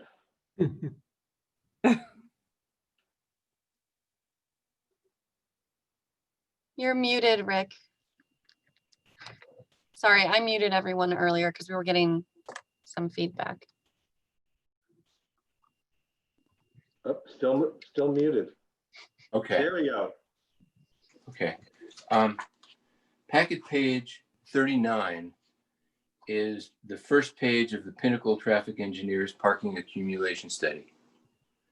And I want to point out that this project is for 7,430 square feet plus 525 square feet, which is not included in the overall count. And the traffic study in the third line down from the opening paragraph says that it looked at 6,500 square feet. There's roughly 1,455 square feet that was not evaluated by the traffic study unless, or the parking study, unless I'm incorrect. That's something around 25% of the square footage. Later on, I'm going to make some suggestions relative to including the 500 square feet in the resolution. But my point is, how accurate is the parking analysis if it does not include all of the square footage and is off by a factor of 20 to 25%? I don't typically have a lot of faith in one-day parking counts. I don't think they indicate a trend at all. But setting that aside, it just seems to me that this project somebody gave the parking people a number, 6,500 square feet, and perhaps the square footage changed over time, but I don't see how we can rely on the accuracy of this particular count.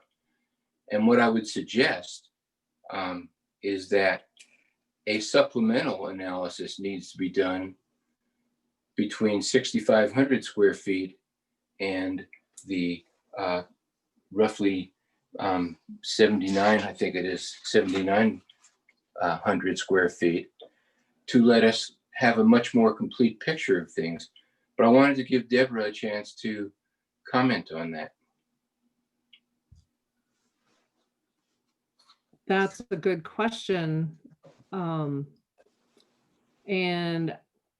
I will have to look into that further. Based on my review of the site plan and comparing it to the traffic or the parking study, I thought that I had the square footage correct. So I can't answer your question right now. Sorry. Sure. And I don't hold you responsible for that. What I'm saying is that something, and this happens with plans, somebody along the way comes up with an idea and things change a bit, but in the end, the Planning Commission is going to be making its decision one way or another in substantial part on the accuracy of the parking accumulation study. And it does not jibe with the amount of square footage that we are being proposed to approve or make a decision on. And so there's two ways to handle this, in my view. One is to simply say that we approve this project if we're going to, but only after Deborah receives an updated parking supplemental study on the difference between the 6,500 square feet that was evaluated and the 7,955 square feet that is proposed. The other is to say the project is not ripe for any kind of decision because we don't have adequate information. At some point tonight, the Planning Commission needs to make a decision about that. So that's really my driving concern with the project at this moment. I do believe that the better course of action here is to continue this item, partly because of the traffic situation, partly because tonight, as Commissioner Wallace was exploring, when I read about a valet program, and I've hired valet parking firms to do work in a city, I was thinking of the kind of program that Eric was talking about. You fill up the lot, and when it fills up, that's when the valet service goes in. To have 200 and something parking stalls be parked only by valet parking really does potentially create a parking delay on South Gale Ridge and Bollinger. I think what we ought to say is when the project comes back to us, if that's the decision of the commission, that the basics of a valet program will be called out so that we know what kind of valet program is going to be offered. And then they can go out to whoever provides these kinds of services and get that kind of a program. But to leave it to the applicant at this point leaves us in the position that maybe they will cause a traffic problem unintentionally, maybe not. So I guess my feeling is, from a parking standpoint, the project as it's currently proposed and based on the information we've been given, either we have to make changes tonight that are we're not really sure about, or we ought to continue the program. With that, Eric, I have some other comments if it's appropriate at this time, or I can wait until you think it is. If you would wait a second, I have a follow-up question to what you raised, and that has to do with, it's not so much the parking study that was done, but the calculation of what our parking requirements are based on the ordinance. The decks that are proposed to be added are 7,400 and some odd feet. Plus, as Commissioner Marks pointed out, we're also talking about an additional 525 square foot ground floor patio that doesn't exist right now. So you're really talking about an 800,000 square foot addition. And my question is, and it's really probably addressed to Ryan more than Ms. Fear, and that is for the required number of parking spaces, which I believe was 358, what type of square footage did you use in reaching that level?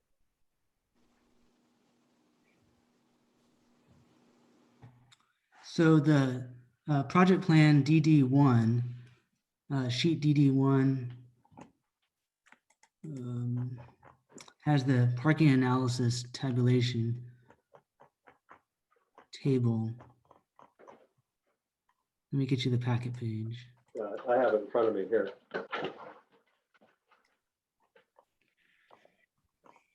So I'm guessing that you counted all of the deck space on top plus the ground floor bar patio to get the 348?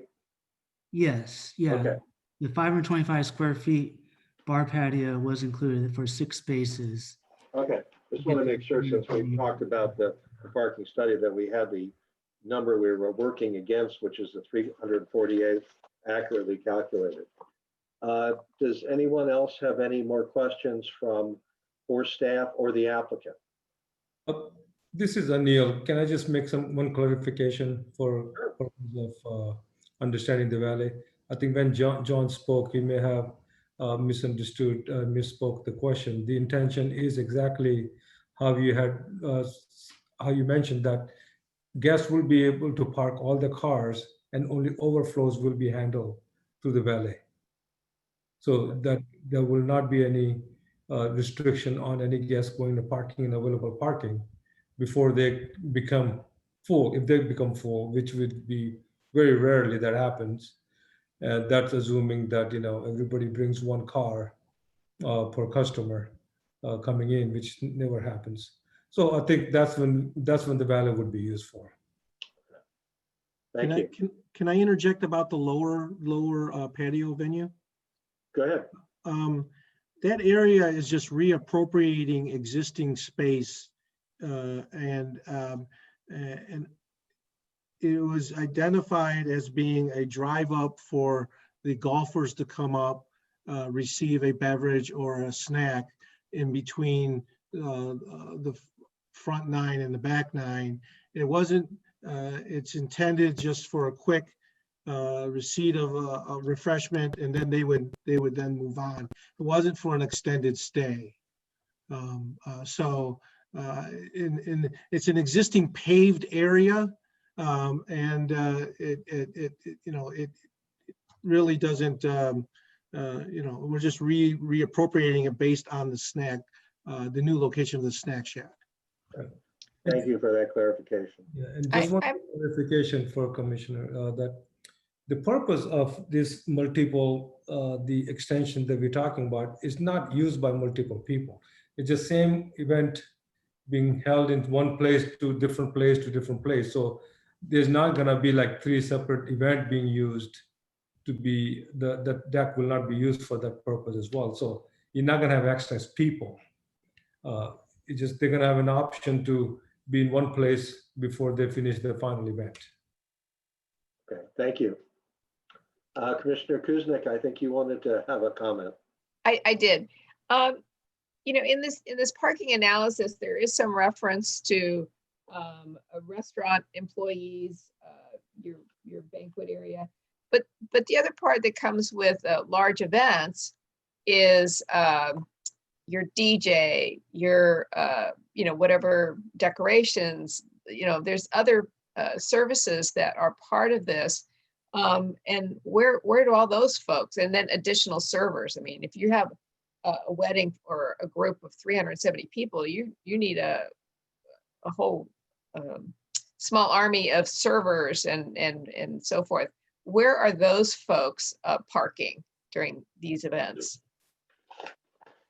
Yeah, so to our experience, as you can see, that most of the guests comes in 2s or 3s, in the car, right? So although that you may have a 370 people capacity, not every guest comes with their own car. So that's why I've never seen parking lot being full to the point where we had an issue. But our requirement would be to have all those people, all the employees will park in the offsite area in the where they don't, so guests get to use the main parking lot primary. And the decorators, and they all come before the event and they come after the event is over. So they're never there when the event takes place. Same thing with the DJ, they come in, they're just in there, 1 or 2 people. So and the workers will always be parking in the area where it's not guest parking.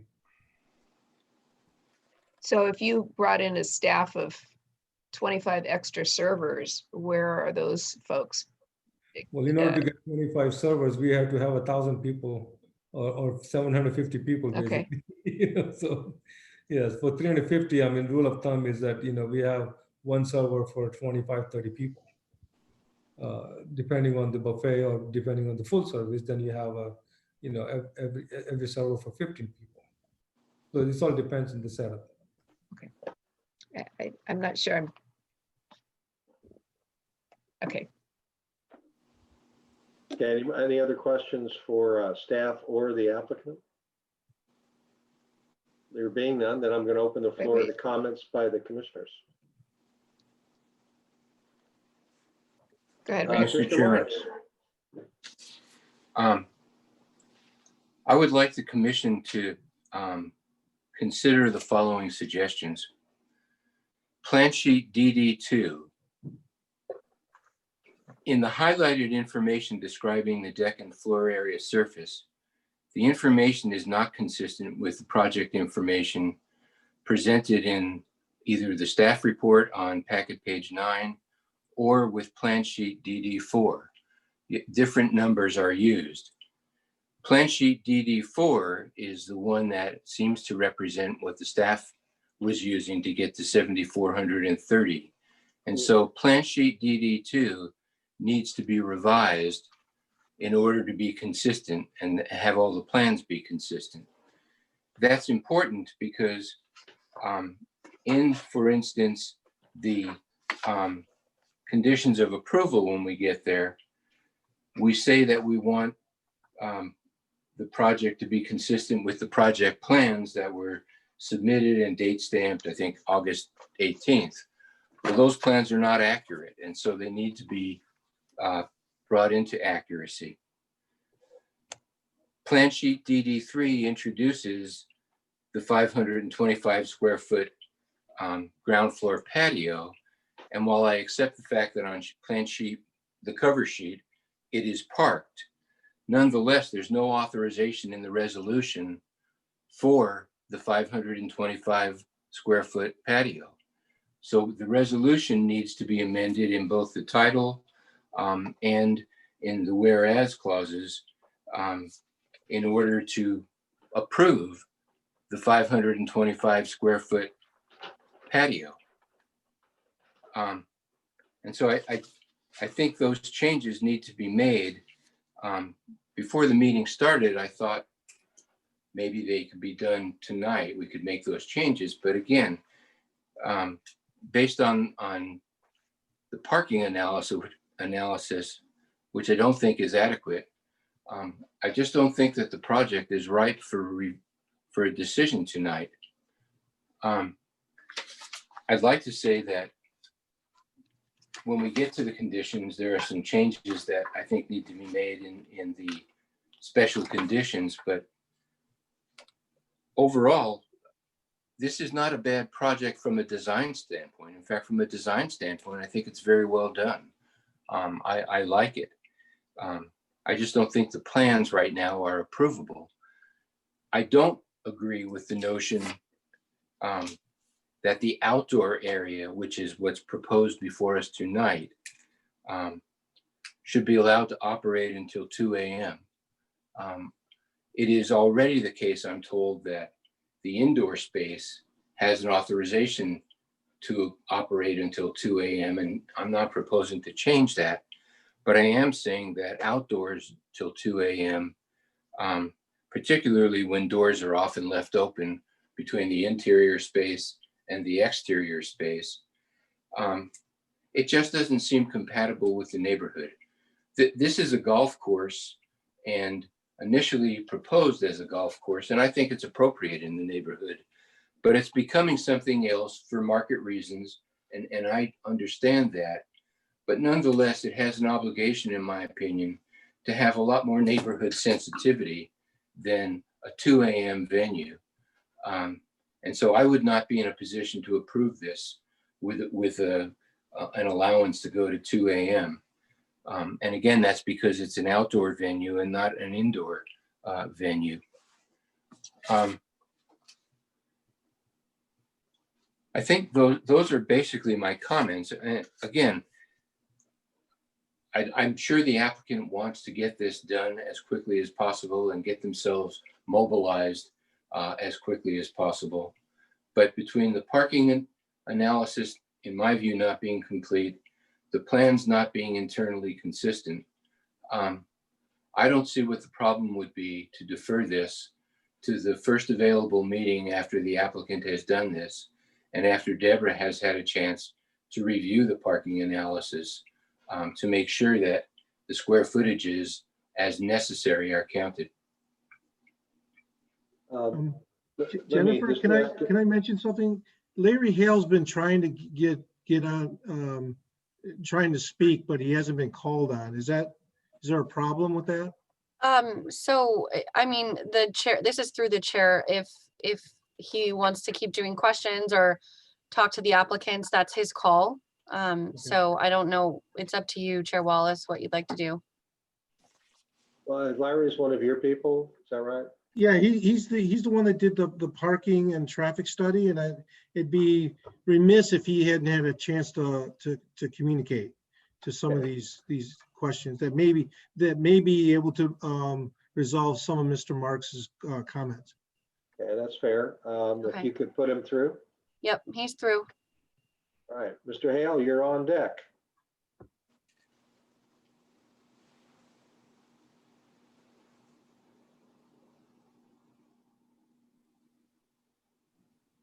Hope I didn't Larry? scare him off.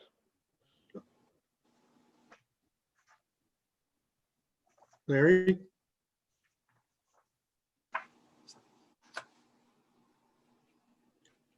Larry? He shows that he's not on mute, but I can see that, but I'm not able to hear him. Let me do this. If he can get on, we'll let him break in. But I did want to ask a clarifying question for Commissioner Marsh, because he raised the question of the traffic study, the parking study. And my question would be, if you were going to ask the applicant and/or the city engineer to redo or revise or supplement the parking study, how would you have them do that? Are you asking me what I'm looking for or the process that I would go through? The former question, what are you looking for? There is a difference between 6,500 square feet that was reviewed and 7,400 plus the 525.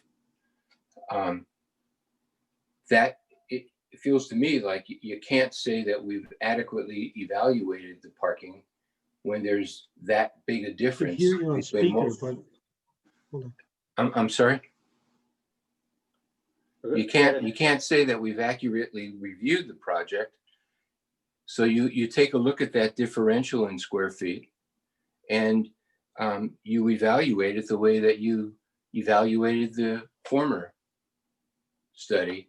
You put together a supplemental memo, which is commonly done, and the total study is something that Deborah would take a look at and say whether or not she agrees that we've now adequately evaluated the parking. Okay, thank you. Mr. Chair, Larry could answer these questions without a problem. It's just he's having trouble getting on. He's on speaker on my phone. Can you hear him if he speaks? Not so far. Nope. Let's do this for a second. Let's do that. I don't think that's going to be an adequate way to do this.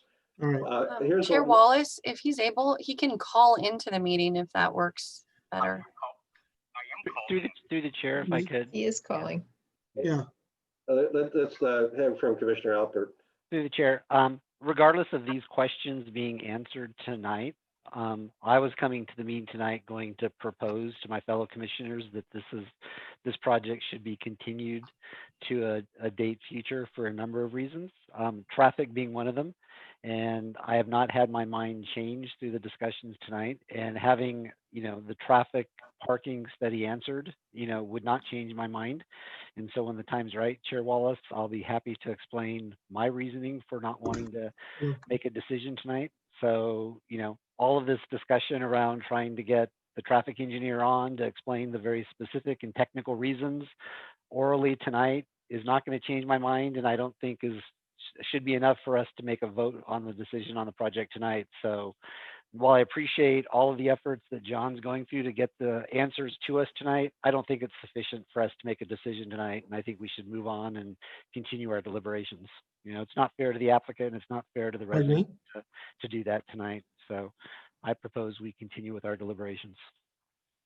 Okay, so Commissioner Kuznick, we've heard from Commissioner Mars, Commissioner Alpert. We had a straw vote from them. What say you? I'm inclined to agree, and I actually was thinking more in terms of, the issue of the time frame. I'm not feeling solid that there's a good handle on the number of people, where they're going to be, how the noise impacts the neighborhood. I think I agree that we need the accurate parking study. But some of my doubts right now, I guess that's a good word, deal with some of those other issues just in terms of people and using the facility and how that transpires. So yeah, I wasn't quite ready to feel good about moving forward with this. And I guess, part of my question, and this might be directed to our staff, is if we change the conditions of approval to limit the time for the outside, is that something that is doable, considering they have a county or a previous ability to go to 2 a.m., but we're saying 2 a.m. is too late. So I don't know if that's something that we can put as part of their conditions of approval. So the commission does have the ability to limit outdoor activities because that's what's being proposed. Okay. Thank you. So I'm agreeing with Commissioner Alpert that this is something that we should continue to, it coming back with answers to some of our questions. Okay. Through the chair, it appears that the commission's asking for a continuance. So I would suggest we list the items that the commission's asking for more information on. And I'm going to suggest October 20th. I'd like to continue to date certain. If we can, just make things more efficient for us and our schedules. We have a lot still coming this year. So that would be my way to, as I say, narrow the funnel and provide staff with some direction as to what you're requesting. Okay, well, actually, I was thinking along the same lines, but you beat me to it. I did want to mention two things. One is with respect to the time limit, I would be disposed to cut off the outside activity at midnight as well.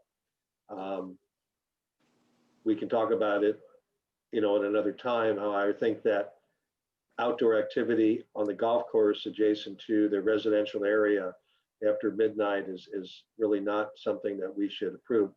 It's going to be tough enough if they go past midnight indoors, but outside I think just would be too much. And frankly, I particularly don't want people at a wedding and it starts at 4 to be drinking after midnight. The second thing had to do with the parking issue. And I had a slightly different take than some of the other people. And that had to do with when the parking study was done. the non-COVID parking study was done in February of this year. February is basically wintertime. And I'm not sure that that is the best time to do a parking study for how many people show up and how many parking spots are required. That being said, I realize we have a major problem in trying to do anything else at this point because of the COVID-19 restrictions. There's no way you're going to get a representative count of cars at a function right now because you're not going to have a function. But so my question would be really addressed to Ms. Fair, and that is whether she thinks a traffic count for an event that was done one time in the middle of February is a fair and reasonable basis on which to look at what the count and the number of cars might be May, June, July, and August, when you're going to have, I assume, a significantly higher number of events, certainly weddings. So that being said, I agree with Ms. Chamberlain as to what we should do for staff. And my question to Mr. Driscoll is, do you have specific enough information from each of us to be able to go back and answer some of these questions if we decide to continue the hearing? Yeah, I have enough direction from the commission. Okay. Did you want additional confirmation from Deborah Fear on your question?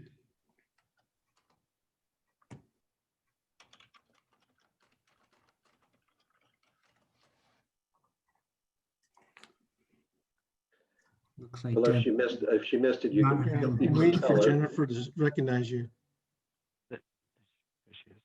there she Oh, is. yes, we have enough information. All right, okay. So Commissioner Alpert, I think you want to speak. I did. There were a couple of things. And first of all, I did want to say, I thought the patio in the building I thought was really good. I'm not opposed to that at all. I think Commissioner Marks said the same thing. And just in contrast, we've been accused sometimes of fast tracking projects and not listening to residents. And I think, this is a chance for us to, ask the applicant to do a little bit of community outreach. And if possible, I would like to see them host a online meeting with the residents and actually listen.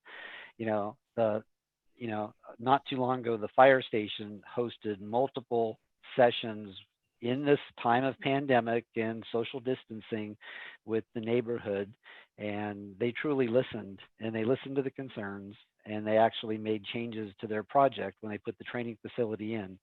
And I think we've heard a lot of the concerns. One of them is the hours of operation, midnight. We've heard questions about noise and music and things like that. We've heard questions about traffic. We also heard something else I didn't hear until tonight, and that was something around a safety plan or security plan and trash in the parking lot. It seems to me that, you are embedded in the community, you're a signature building, you're a gorgeous building, and, being a good neighbor is important, and so, to the extent that you can, show the project off, the fact that it was visible to the neighbors the first time Friday morning, you've been working on it for several years, is not being a good neighbor to me. I saw it for the first time Friday when I picked up my packet, and of course Friday, Saturday, and Sunday we weren't supposed to be outside because there was smoke. So I'm glad that we're going to continue this, and October is fine, but I would encourage you to figure out a way to share the project with the neighbors, listen to their concerns, and think hard about what you can do. And if it means shutting down at midnight or coming up with a way to pick up the trash after your venues, put trash cans in the parking lot so when the guests leave with their bottles and there's some place to throw them away. I heard concerns from the residents that I think, a good neighbor would try and figure out a solution to, not just say it's not my problem. So I would like to see something like that happen before you come back in October. It's not about the building, it's about being a good neighbor. All the technical questions that Commissioner Marks and Commissioner Wallace identified about traffic studies and counts and parking and all that stuff, I think are going to work themselves out between Ryan and Deborah, and I think are going to work themselves out. a plan that deals with valet parking and how you're going to get across the street. I know that will be worked out technically, all that'll be worked out correctly, but I was more concerned about, figuring out a way that, a project doesn't get thrown out to the neighbors Friday in the middle of a pandemic on a smoky weekend, and then on Tuesday night we approve it without having the residents have a chance to really weigh in. And so I'm absolutely in favor of us continuing it to the next available date. And Chair Wallace, if we're ready to make a motion, I will move that we move this. And Debbie, I think you offered up October 21st. Is that correct? October 21st is the date that you offered up? October 20th. October 20th. So I will move that we continue this project to date certain October 20th. Mr. Chairman, before you take a second, I didn't give you all my comments because I thought we were going to wait and go through the resolution and the conditions. Debbie asked us to give her a list of the things that we want to be evaluated in the next go round. And I would like to add that in the resolution, the title, the first whereas clause, and the final now therefore be it resolved clause need to discuss and identify and discuss the 525 square foot patio. Otherwise, there's no authorization for it in the resolution. And secondly, I would say in the conditions of approval, under special conditions, we talk about the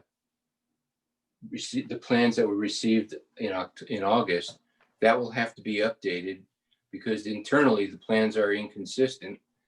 And again, that paragraph needs to mention the 525 square foot patio.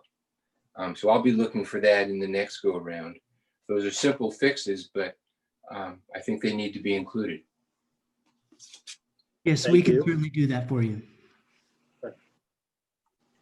Okay, that being Can I said, interject a little bit? No, I'm sorry. could I say something? The fact that, go ahead. Go ahead. The fact that I couldn't get my consultant on board to resolve some of these questions is a bit alarming. He's been trying to call in. Jennifer, do you see him at all, or? So when we have a call-in, a caller, it doesn't show a name, it's just a number. So I have no idea who's listening via phone or computer. So at this point, it's up to the chair. I don't know if it's relevant at this point since they're continuing it, or if Eric, The Chair Wallace, study if is you'd like based to. on, based on occupant load, not square footage. And the inconsistency is the report is fine. And the fact that he didn't have an opportunity to clarify it is alarming. And I was hoping that he could get on and he could rectify some of these comments Mr. Marks had made.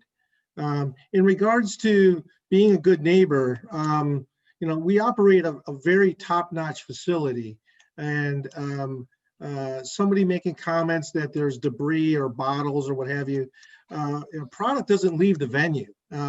So either that's done by somebody else. We do take pride being a good neighbor and taking care of any type of mishap that may have occurred due to the operation of the facility. So I really was hoping that I could get my consultant on board to rectify some of these questions, and hopefully we could get approval today. Well, I think at this point we have a motion, and based on the comments from the commissioners, I don't think that's going to happen. So hopefully you can work with your consultant to make sure that he is available at the next meeting, and work with staff to address some of the issues that have been raised tonight. So the next meeting will go fairly expeditiously one way or the other. So let's move on. We have a motion to continue the hearing to October 20, 2020. Do I have a second? I'll second. Okay.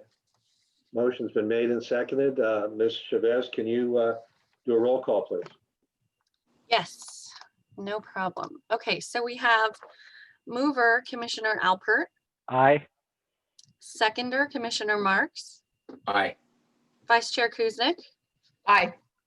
and Chair Wallace, Aye. and Commissioner Frank is absent tonight. Okay. So item 10.1 will be continued to a date certain on October 20th. Okay, thank you. It's 9:11 right now. We have one other item on the calendar. Does the commission want to go ahead and go forward, take a 5 or 10-minute break? What is your pleasure? Through the chair, I just want to make one quick clarification regarding the agenda. The next item is listed as a public hearing concept review. It's actually a study session concept review and should be listed under section 12.1. Okay. Just a clarification. It's not an actual public hearing. It's just a study session. Okay. With that, I think we should take a 3-minute break then, please. All right. We'll come back at 9:15. That sounds great. Thank you. Okay. Thank you.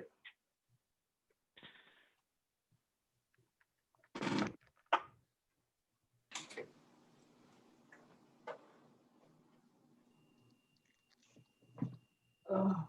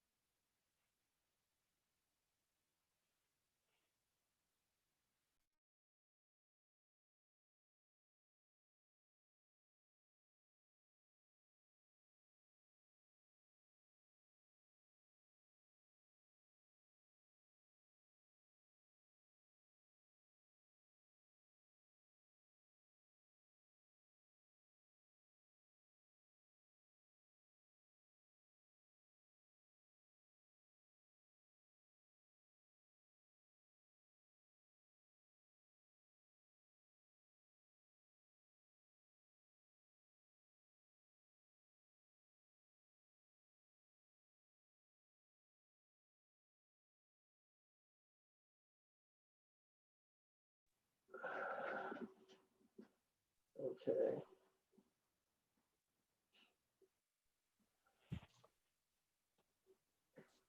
Are we still offline? No, you're still live and recorded. Okay. So we're waiting for Commissioner. Here she is. Okay. So, Just Jennifer. okay. All right. Are we ready to rock and roll? Ready. Okay. Let's call renumbered item 12.1, which is the concept review for the Primrose School.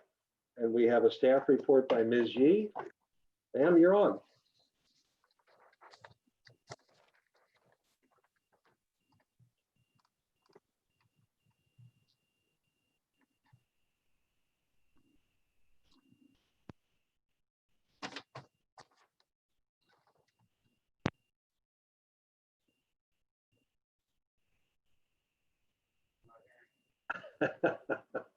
Oh, so much for the new headsets. Yeah.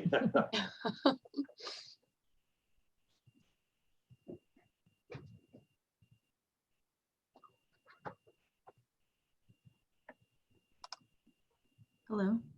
Hello. Okay. I can't hear myself though. We'll hear you for you.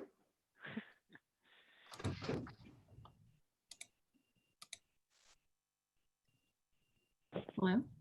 Hi. We Okay. hear you. We hear you, see you, everything. That's right.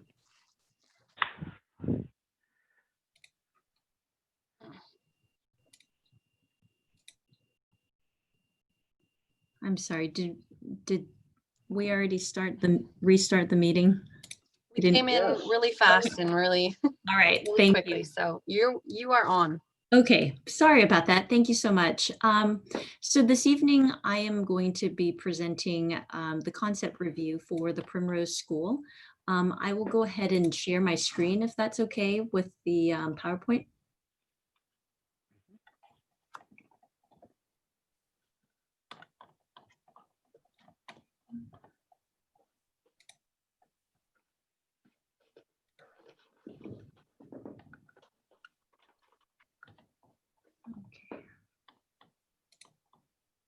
Just gonna zoom out really quickly here.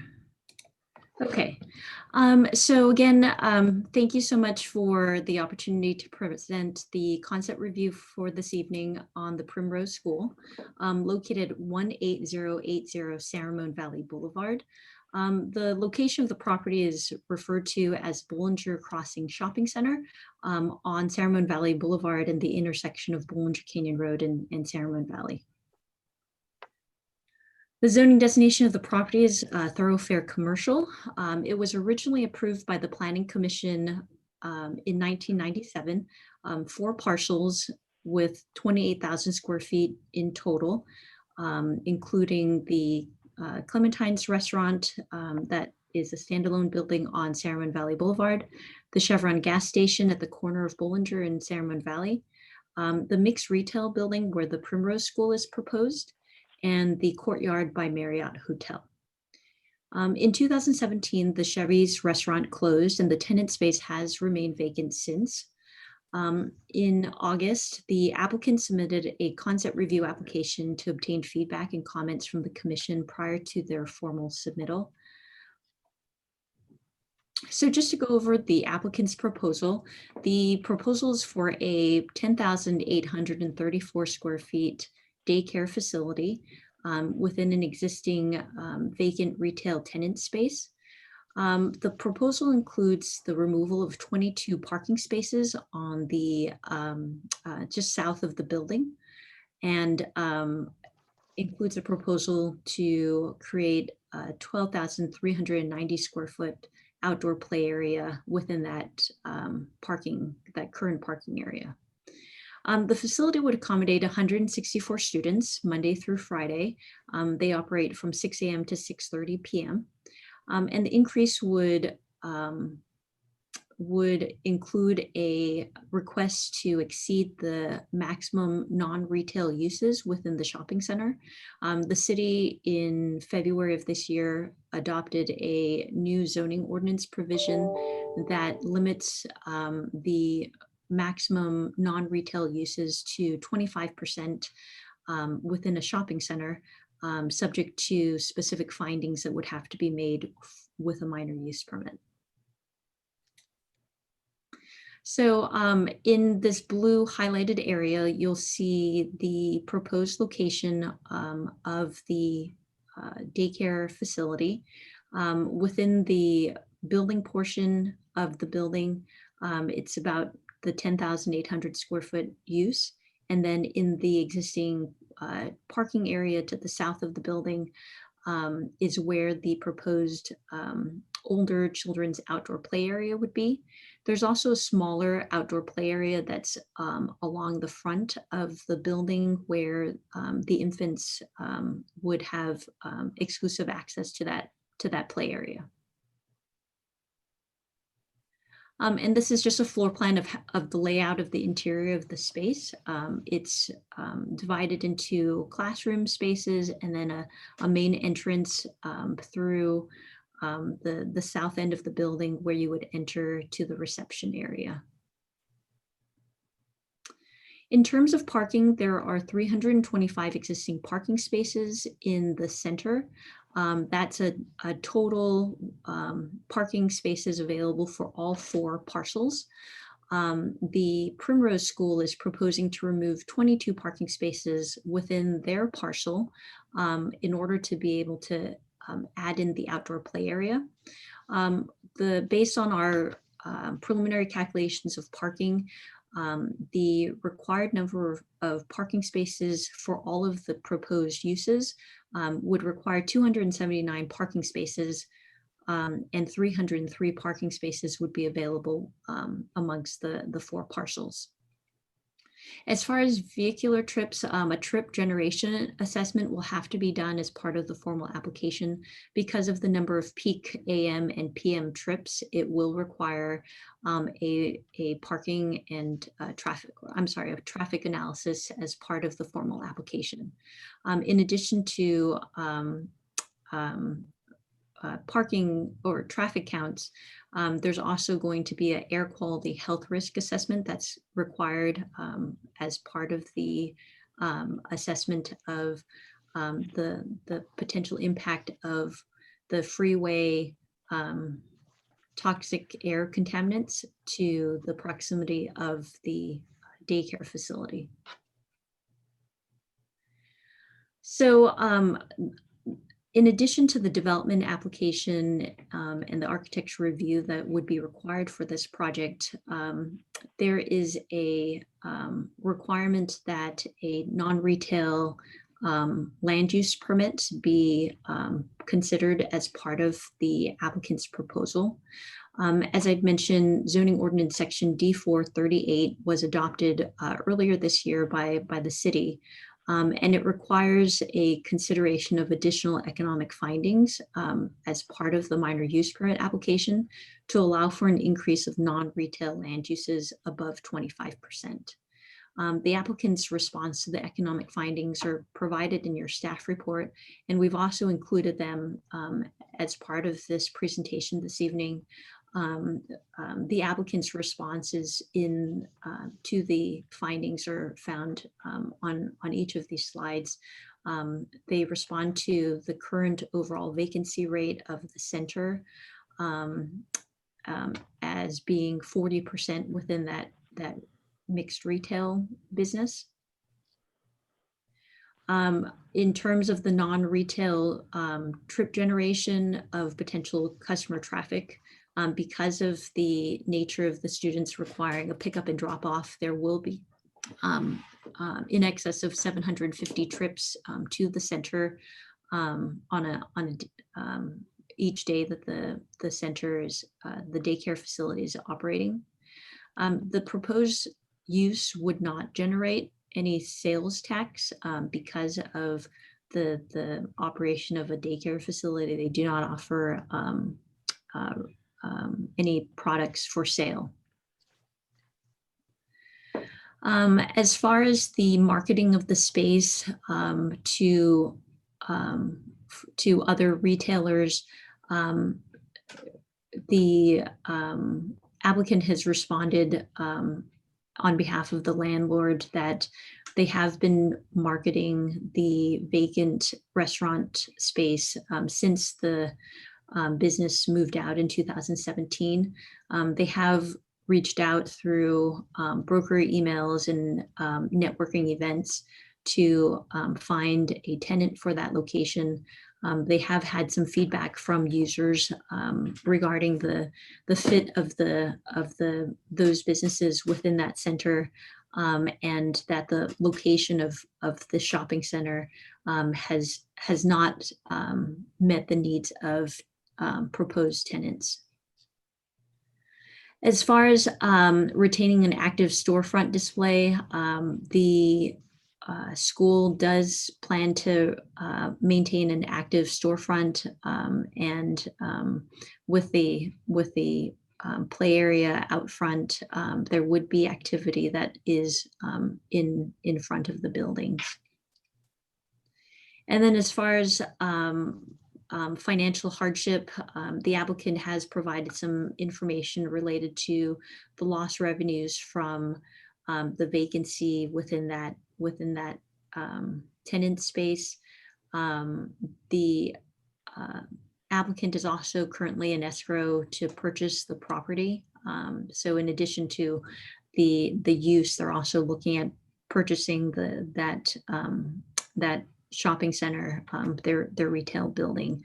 And so they do indicate that there would be some financial hardship related to the sale of the property. So for this evening's discussion, we've provided some follow-up questions to guide the discussion. We've provided one question related to the non-retail use and whether there would be support for exceeding the 25% gross ground floor area. And the second question related to the proposed daycare land use, whether that would be a compatible use to the existing and surrounding land uses. So after this evening's discussion, the applicant will have an opportunity to consider the commission's comments prior to filing their formal application. With that, that wraps up my presentation this evening.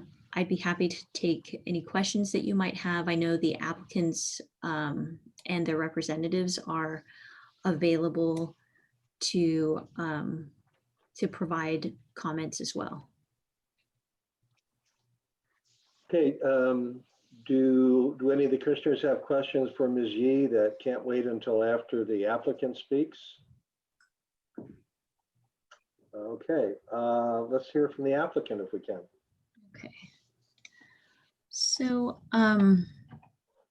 Jen, if you could promote Donna Prada, I know she represents, and Piyush Jalan. All right, got it.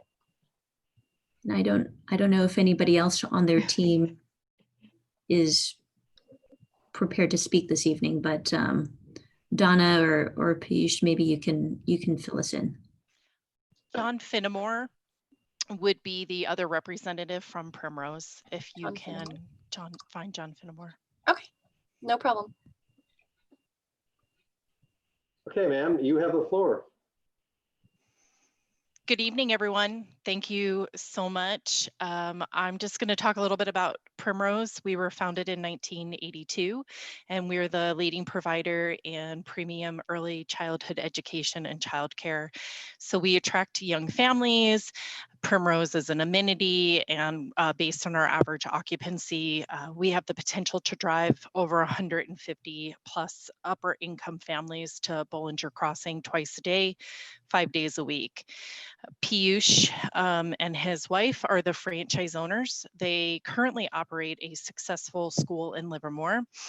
They are purchasing the center for the sole purpose of operating a Primrose, and they are looking to remodel the space, and with a first class Primrose decor. Since we are a franchise, we have very specific standards for him, as well as they're looking to hire local teachers and get the community involved in their operations as well. Along with our broker, John Salamita from CBRE, we've been seeking suitable sites in the San Ramon area for some time. There has been a lack of inventory as well as square footage and outdoor play areas. So this opportunity for us, we feel, is just a really great fit because of being vacant for so long and not a lot of interest. We feel we can come in and backfill and bring some life back to this shopping center. It is off the freeway, which is very convenient for our parents. So I think John Finnemore, our development project manager, is going to be able to talk a little bit more about the plans as far as remodeling this into a Primrose. And then we can have John Salamita from CBRE talk about the vacancy. He's a real estate expert in the Bay Area. Okay, Mr. Finnemore, I guess you've been lateraled the baton. Yes. Can you hear me? Speak up, please. Can you hear me? Yeah, a little bit. Okay, let me see if I can turn my microphone up.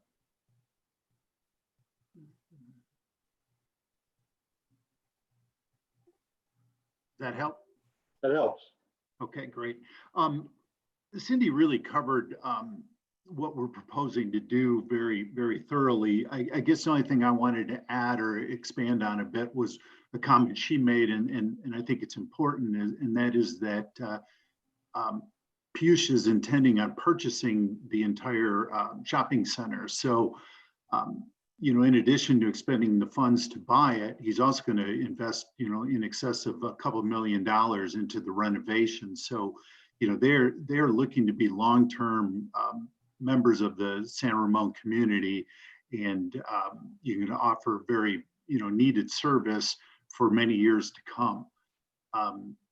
So, we've been informed that our major hurdle here is because we want to exceed the 25% non-retail. And hopefully that's something that the staff and the commission would consider. But I guess the point to be made is that, the available retail uses and restaurants are really limited and becoming more and more limited. And we're looking here to bring a childcare facility in that is a very needed service to the community, and Piyush is looking to be a long-term provider and business partner with San Ramon. So that's really all about I had to add. Okay, thank you. I guess Mr. Salmeda, you're up next. Yes, hi, John Salamita. I'm with CBRE, and I'm a commercial broker along the 680 corridor here. We really saw retail starting to decline in 2019, with a lot of retailers going to online and then shrinking restaurants and bank footprints. Q4 2019, we saw more vacancies than we did new leases. That kind of brings us today. Along the 680 corridor right now, we are showing 1,850,000 square feet of vacancy. 677,000 square feet of that was added in the last 60 days. And then we're anticipating that almost doubling in the next coming months when the eviction protocols get lifted, and then more landlords are not forgiving rent or reducing rent on the retail clients anymore. So what we're looking to do is provide an anchor tenant into a center and help drive and help those businesses flourish along, because this center truly is located on the wrong side of the freeway for most retailers. And that's where a lot of the issues have been, trying to find a new restaurant or tenants for the facility. Thank you. Thank you. So, Mr. I apologize if I mispronounce your name, Mr. Jalen. So I have nothing to add, I think. Okay, me too. Okay. Does anybody have any questions of the applicant? Okay. I see none. Well, I do. All right, so you get a I'll raise ask. your hand there. I'll ask one. So, Mr. Jalen, you've stated that you already have a Primrose School in Livermore. Yes. Is this, and where is that located? Is it in a shopping center, or is it a standalone building? And I'm just curious as to how that. So it's a standalone building right across Kaiser and Walmart on Las Positas Road. And the zoning was also commercial, and we had similar issues with, with the city, and, we had to get it rezoned. And, cities did see value, in bringing a high quality childcare. And right now I feel that we are providing very valuable services to our community. And yeah, I think we are proud of our operations. And what is your fill rate? I mean, on that facility? So our capacity is 191, and last summer we were 188 children, so close to full capacity. System-wide, Primrose has a 88% occupancy rate pre-COVID. In terms of quality, we have been consistently ranked #1 in childcare category. By multiple independent, like Entrepreneur has ranked us #1 last 5 years in a row. And is this the only location you've looked at? So we looked at another land recently, but I think that had some zoning issues. That was on Crow Canyon. Donna can also speak a little bit more about that. That had some, I think city had rezoned that land into park. Okay. Yeah, we've had several offers in to purchase and or lease properties throughout San Ramon over the last couple of years. Okay. Yeah, we've reached out to most churches and other areas that would allow outside play areas in the parking limitations. And so that's where we're trying to repurpose something that would work for our needs. Okay. Any other questions of the applicant? How about any questions for Ms. Yee? I'm not sure if Commissioner Marks wants to talk, or he does. Okay, you're still muted.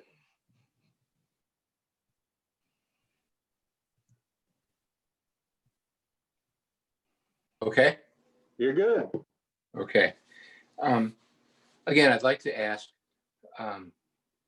you have essentially 4 areas that have shared parking rights to the entire parking lot. I'm wondering, the hotel, I imagine, was noticed. I wonder if they have any comments that we should know about. And additionally, since this potentially affects the parking available for Clementines, I'm wondering if Clementines was notified and if they have any comments. Sure, I can address that. Notices were sent out for the concept review. We have not received any comments from the public related to the application. Related to parking, at the time that the shopping center was developed, there's actually a shared parking and vehicular access agreement that's recorded at on the title. The way that the recordation identifies parking and the way that it's shared is that each individual parcel has to be able to provide adequate parking within their parcel for the tenants in their building. And so based on our initial calculations of this particular retail mixed building of about 19,000 square feet, there is adequate parking that's being provided to the tenants that are proposed for this particular building. Same as for Clementine's provides the same, an adequate number of parking within their parcel, even though there's no delineation of whose spaces are whose when you're out on site. The parcel lines are drawn in a way where parking for each building is allocated based on the types of uses. And again, based on our preliminary traffic and parking counts, there is adequate parking for the mixed retail building, even with the reduction of the 22 parking spaces. I appreciate that, Cindy, but that wasn't my question. My question was Clementine's noticed, and do they have any comment? Because when you have a shared parking agreement, they still have rights to park. Otherwise, there's no point in having a shared parking agreement. Yes, they may have to be able to provide a certain number of parking stalls, but the 22 stalls were an area, I have to assume, where patrons of Clementine's could park. And so I'm curious, and the same with the hotel. Did they have any comments about the loss of 22 parking stalls? We've not received any comments from anybody related to the project. Okay, but they were notified. Yep. of the review. The second question I would have is, within the hotel, are there any uses that could be considered retail uses that would be affected by this? And what I'm focusing on is, at least in my experience, it's kind of unusual to have a daycare center right adjacent to a hotel. And I'm concerned whether or not there would be any impact to the desirability of people going to the hotel, and therefore the transient occupancy tax that we depend on. And so isn't there a bar and a restaurant inside the hotel? I'm actually not familiar with the internal operations of a hotel. I only show the 138 rooms that are in the hotel, but we can certainly review That's that. fine. At the next hearing, perhaps you could answer that question. I don't have any more questions for Cindy, but later on I'd have some questions for the applicant. Okay. Get Mr. Commissioner Alpert. Right. I think Mr. Salamita, I think you might have implied that once, if this goes forward, then Mr. Jalen will own the entire center at this point, you know, and if the Primrose School is approved, then he would own one half of the center as the Primrose School, then the other half would be other uses. But I thought you said that some of those were either currently vacant, which I think they are on the staff report, and there might be others that could remain vacant. I think there's a couple that are vacant today. Could you talk about what you think will be the evolution of the center a year from now or 6 months from now, or what is your vision for that center? I know you said that it's the wrong side of the freeway and you're having a horrible time marketing it. Tell us what this center is going to look like in the future, you know, with hundreds of trips a day with a daycare. What do you think the chances of marketing it? What will it look different in the future for us? Yeah, so right now there's about 7,600 square feet, which is the old Chevy's restaurant that has been vacant. Next door to that, there is a nail salon and a hair salon that have been closed down, of course, since COVID. They have not been paying rent and they don't know if they're going to reopen. But the rest of the center, we have a dental office, we have a chiropractor, a pharmacy, and a grocery store, a small grocer. And so we feel all those will help from the traffic we drive to them. Because usually with having an anchor, a Chevy's or a Primos, you're trying to drive traffic for the other tenants there. We think these will help drive traffic there, but we anticipate all the others staying. We just don't know about the hair salon and the nail salon right now, just due to economic conditions. Okay. Mr. March, I thought you had some questions for the applicant. You want to raise them now? Sure. The drop-off area, I assume, is to the front of the building, and that's really where you have the infant play area. It seems unusual to have a play area right along the driveway and where the drop-off area is. And that's something, again, I don't need an answer tonight, but when you actually submit an application and it comes back, I'm concerned about the child's safety that's there, not only in terms of a potential auto accident, but just the car fumes that are going to be there when the kids get dropped off and the other kids are potentially out in the play area. Often when we have a daycare center come before us, we are told about the shifts. How many kids are there in the morning? How many kids in the afternoon? How many shifts? And so my question is, how many shifts do you tend to have? How many, can 164 kids be there all at once, or are they going to be broken up into groups? How will you operate the center?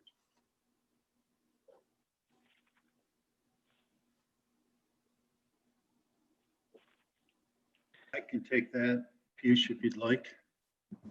Of course, John. Yeah. Whoop. Go ahead. I was trying. Yeah.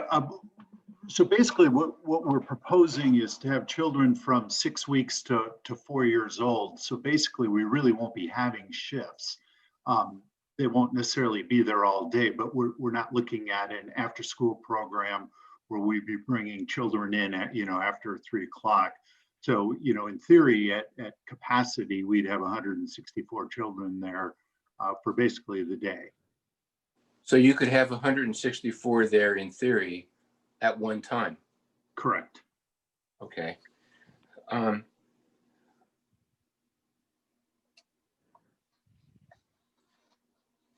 You would be at 49.5% non-retail use if your proposal is approved. Do you agree? I think I had come up with 56%. Yeah, I rounded up to 57%. Yeah. Okay, then I've calculated wrong, but if our ordinance says 50%, how are you going to scale back? I think your ordinance says 25%, doesn't it? Right. Well, it allows it to go up to 50. Oh, go up to 50. Okay. And if you're at 57%, how are you going to scale back? Hey, John, if I were to interject on that, I think Sure. 57 is within our building, 19,080 square foot. But I think where the planner is coming from is they are combining Clementine's, ours, and Chevron. And when you combine, ours is 50% or 49.5. So I think they are combined. Okay, so it's combined with Chevron and Clementine's. Correct. Understood. We were not taking those square footages into account. We were just taking the Bollinger Crossing, which is 19,089 square feet. Okay. Right.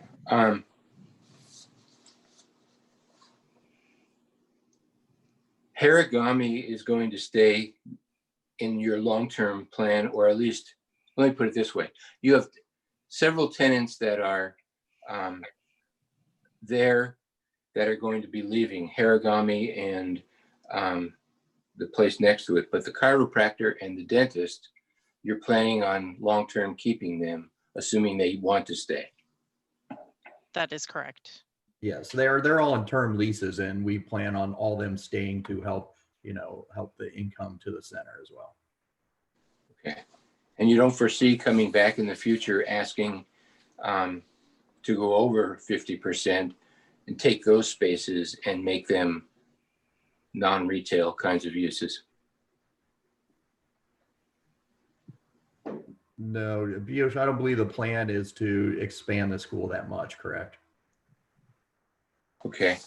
I guess my general comment is that I think you do have some site-specific unusual circumstances that allow moving up to 50% or thereabouts. I think the setback from the street is one of the things that makes it problematic for the current retail building to operate well. I think the location of the Clementine's restaurant blocks the view of the building pretty substantially from San Ramon Valley Boulevard. And I think the perimeter landscape, which has a slight berm to it, also contributes to blocking the view. So I can understand why it's difficult to market the place. And based on the retail analysis that our staff did, along with a consultant and our economic plan, we too concluded that when you are on this side of the freeway, it is much more difficult to continue with retail and with restaurants. So I do think there's a case that might be made, but I have to say that 164 students, for me at this point, seems like too many.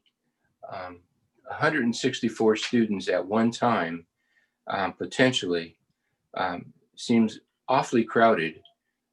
And I have a concern about what that really does to the existing tenants in the shopping center. So I'm not looking for an answer tonight, but when you come back, if you come back, I'd like you to address that. Again, it's atypical from what we've typically seen, where you don't have the full complement of people there at one time. I think that one of the ways to handle my concern regarding the location of the play area for infants goes along with my sense that the center may simply be too large. And that is where the 22 parking stalls are currently located and the new play yard is proposed. A part of that be cordoned off for the young kids, the infants, and the remainder of it be for the older kids. It would require downsizing the enrollment from 164 to something else. But for me, having the play area right along the drop-off area where the cars drive, that may be a bridge too far. And again, when you come back, I'd like to see if you can address that. Those are my comments, Mr. Chairman.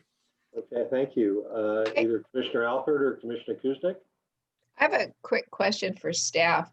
When we're looking at the non-retail percentages on the center, is this already calculated with the chiropractor and the dentist being non-retail?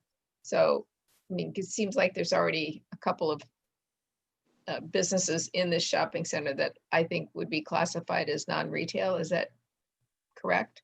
That's correct. So there are, at least within this mixed retail building, there are a number of existing tenants that would be considered non-retail.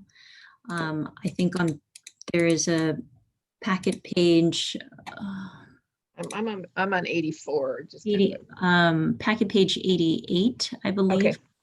Okay. Has the parking analysis, and on the right-hand side, you'll see a label column that says non-retail. That indicates which uses currently are identified as non-retail with a yes. The Harigami and nail salon are also considered non-retail, but they're allowed uses that can go into a center without a use permit. So if you were to combine those four existing spaces, that makes up about 6,300 square feet of existing non-retail within the 19,000 square foot building. So that's about 28% of the existing building itself is non-retail. When you combine the other parcels, the Chevron gas station and the Clementine's building, that's where they then drop below the 25% existing non-retail. Okay, got it. Thank you. Thank you. Commissioner Alpert? So a few comments. If you come back, air quality, in the staff report, it does speak of that. I would suggest that, you know, prior to coming back for final approval, if you choose to do so, that you do work with staff to conduct whatever the analysis is necessary to resolve that the air quality. You know, just not long ago, and it's fresh in my mind at least, we reviewed the Church of the Valley, and it was overturned, at least in part, by one city council member opinion that Church of the Valley was too close to the freeway because of sensitive receptors, and Church of the Valley is farther from the freeway than this will be. And then alternatively, there are two schools that are roughly the same distance from the freeway as this. So I guess I would call myself confused about what the rules are around where you can locate a school, you know, vis-a-vis next to a freeway. So I would want to see that resolved prior to that. We've also had schools that are larger or smaller than this, where we've spent a lot of time discussing ingress and egress for fire safety, and we've spent a lot of time, and I'm thinking of the one up behind the Cabinet Center, where we've moved the door, moved the fence, moved things around for kids that can walk to talk about this. So I'd want to make sure if it comes back that we actually have you have worked with staff to make sure that all of those questions have been thoroughly vetted prior to it coming to us, especially when there's such little kids, that's all cared for and it's pretty clear. And then, you know, we've talked a little bit about traffic. That parking lot gets kind of crowded around where you're talking about it, Chevy's, when people come in at the traffic light and people kind of come through, get Chevron to the one traffic light, or they get off at Bollinger, especially in the morning where people are driving up and down San Ramon Valley. So I would want to at least have some thought given before coming back that you've looked at the parking lot and talked about pick up and drop off and where people are supposed to park when they take their kids, because it's not, you know, slow down and push your kid out the car when they're, you know, that young. You do park, you have to get your kid out of the car seat, and it takes a while to drop your kid off. So just where parking is going to be, where you're going to walk, because Clementine's does get crowded in the morning and in the afternoon, and, you know, they've taken away quite a few parking places for outdoor dining. And then lastly, the retail component, you know, and I agree with Commissioner Marks, although, you know, it really does pain me to give away permanently retail space. And Commissioner Marks likes to remind us, once you lose retail space, you never get it back, you know, and we were also told that restaurants like to cohabitate, you know, restaurants feed upon each other. So, you know, I want to just make sure, and Mr. Salamita, you explained that these, you know, I just hope that, you know, we give away the Chevys plus the 3 adjoining spaces. If Clementine's closes or the 4 or 5 non-retail places next to it close, there's a plan that you're not going to come to us and says, oh my gosh, Clementine's is a big restaurant, we're never going to be able to lease it, you know, and then the city says, you know, we don't have restaurants, we don't have family-friendly restaurants, we don't have places where we can go eat, and you're coming before us and saying, I really want to turn a karate studio, or I want to do another nail salon, or I need to do something, a tutoring center, or I need to do, you know, another Kumon because I can't lease it out because, you know, Clementine's is doing well, and I'm a firm believer that restaurants that are good restaurants, people seek them out. So, you know, if we do end up approving this and taking the center up to 50%, you know, we're not just losing the center entirely, because I'll go on record, I'm not a believer that everybody on this side of the freeway doesn't shop or eat, that, you know, they don't like restaurants, you know, because we do, you know, I live on this side of the freeway and we do need restaurants. So, you know, I think those are my concerns, is that, you know, we do have a plan, and I actually would appreciate seeing what your plan might look like to, you know, maybe it's not really a part of an approval, but, you know, I'll just let you know that I would like to see a plan for that center to rejuvenate this, because there, like you said, there's a lot of traffic. There's 160 kids, perhaps, of $100,000 per year household income going to that center twice a day, you know, and I'd like to think they do more than get their nails done and go to the dentist, you know, so I hope that Mr. Salamita gives you some encouragement on how to lease the rest of that center out and rejuvenate it. So I think those are my comments if you come back. So, appreciate that. Thank you. Anybody else want to weigh in before I make a few comments? I forgot to say one thing, Eric, if I may. I'll be very brief. No, sir. Go ahead. On packet page 69, there are 4 items listed, which are the criteria by which one can, if successful, get non-retail space to increase as a percentage in a shopping center. I don't believe that the response is adequate. The response is really one that doesn't document any kind of effort that went on. It doesn't demonstrate what they've actually done. It's a generalized kind of statement. If you'll recall, in the not so distant past, when we had somebody that wanted to go from a retail space to a non-retail space, they provided us the list of who they actually contacted and when, and the reason that the potential user didn't want to take the space. And that's the kind of documentation we were talking about when we wrote this particular section of the ordinance. So I would ask that when the applicant comes back, I don't want to have a generalized statement that says, we've explored this at various locations, at various meetings. I want to know who you contacted and why they said no. Okay, thank you. Let me start out by picking up where Commissioner Marks left on, because the factors that we have to find to support a lower retail level are listed. And like Commissioner Marks, I felt that the answers were not as responsive as they should be. Let me just comment on a couple of them to tell you where I see the problems are. Number 2 is the generation of potential customer traffic to the other parts of the shopping center. And I appreciate Mr. Finnemore talking about how the daycare center is working, because it is actually unlike, I think, pretty much every one that we have looked at over the last couple of years. Normally what happens is you have shifts, as Commissioner Marks pointed out, where someone drops off a child in the morning, picks them up in the early afternoon, drops them off in the early afternoon, and picks them up in the late afternoon. Having 164 kids all day there means you're going to have parents drop them off early in the morning and pick them up late at night. And that is not going to drive traffic to anything else in the shopping center, except perhaps to get a cup of coffee at Chevron or Clementine's if they're open. So I would like some explanation as to how you think a daycare center is actually going to drive traffic to anything else in the shopping center.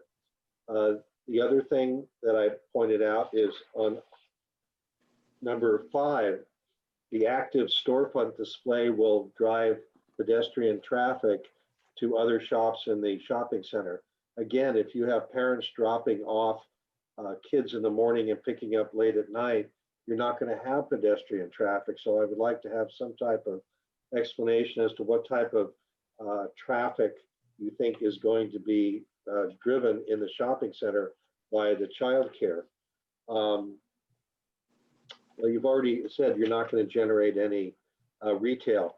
So, I mean, those are some issues because they're factual findings we have to make. And I think we need something more than what we've been given here to justify this type of use permit. The other thing I wanted to mention was what Commissioner Alpert's brought up, which is the risk assessment study. That's something that has to be done in the future, but let me just mention to you that we went through this a couple of years ago with a child care center that was farther down San Ramon Valley Boulevard across from Diablo Plaza. And that child care center was at least 500 feet away from the freeway. The proximity that you have to 680 to me is problematical in terms of the toxics that are going to be thrown off, certainly by 680 and perhaps San Ramon Valley Boulevard. Now, I'm not saying that a risk assessment won't show that it's acceptable, but I know that there are at least one city councilman that has a fit every time you want to put people within 500 feet of the freeway. So that's an issue you're going to have to deal with in doing. And so I agree with Commissioner Marks about having the small children, and I was a little bit surprised to see they're going to be as young as 6 weeks, have a play area right on the parking lot. And I would tend to agree that that is probably not the most efficient or reasonable place to put them. So you may need to look at your site plan. I can appreciate problems in having retail on the west side of the freeway. It's been pointed out to me, however, that in the case of many restaurants in San Ramon, the problem isn't that they didn't have patronage, they didn't have customers. It's that the owner of the shopping center wanted to charge rent that was incommensurate with what the restaurants could afford. So that's something else that needs to be considered, and whether, even if another restaurant wouldn't go there, whether there's some type of other business that would be more suitable for that shopping center, in the sense that not only would it drive retail sales tax revenue, but it would throw off business to the other tenants. Apparently you're losing most of the tenants that are in the building anyway. Maybe it's time to rethink that whole shopping center in terms of a redevelopment plan. I don't know. It's an unfortunate situation, and what exacerbates it is the current pandemic makes it very difficult for anyone to even think about opening up a retail establishment for the foreseeable future. So I understand the problems you're working with, and I want you to consider some of the comments that the fellow commissioners have made, because this is not an easy decision for any of us, but we're bound by what the city code requires. So thank you for your time. Unless anybody has any other questions or comments, we'll close the hearing on this, the study session. Let's move on to item 13, which is 12 point, which is staff, which is commissioner reports. Do we have any? Yes. Okay. I zoomed in on the September 9th Parks and Community Services Commission meeting. And the main things on the agenda that night, and this was actually pretty impressive, was a report regarding the number and type of summer camps that the Parks Department put on throughout the summer for young kids. And if I have my numbers right, they had something like 764 campers and 122 different camps, and the camps varied. There were what they called enrichment camps, adventure camps, sports camps, performing arts, and dance camps, visual arts, leader training camps, teen camps, and inclusionary camps for people that have disabilities. It was a pretty impressive effort under any circumstances, I thought, but particularly given the health climate that we're in. The second thing that seemed important that they talked about was they were reviewing the Parks Master Plan and what were their priorities as individuals regarding where they should concentrate their efforts and where they would like to see funding over the next period of time in order to implement the plan. And without going through all the different comments, the main topic of agreement seemed to be that the plan calls for various improvements to the Iron Horse Trail here in San Ramon. And the majority of the commissioners agreed that that was a high priority for them. And while they weren't sure they could get funding for those improvements, one of the commissioners, Commissioner Birnbaum, suggested that even if they can't get funding, they could try to establish a working relationship with East Bay Regional Parks to find out what and when something can be done to improve the Iron Horse Trail, and how they would have to work with the Parks District to get it going. The meeting took a couple hours, but again, I thought it was really impressive, the summer camp effort that they went through this year. Thank you. Either Commissioner Kuznick or Commissioner Alpert? The Transportation Committee meets on Thursday, so it's to be announced later. So I attended EDAC last week, or the 9th, and the big news was we got the Brown Act training, and it was not done by Alicia, it was done by Martin, and it was not very good, Alicia. It would have been much better by you. No, it was great. It was great. Thank you. I attended the Open Space Committee meeting yesterday morning.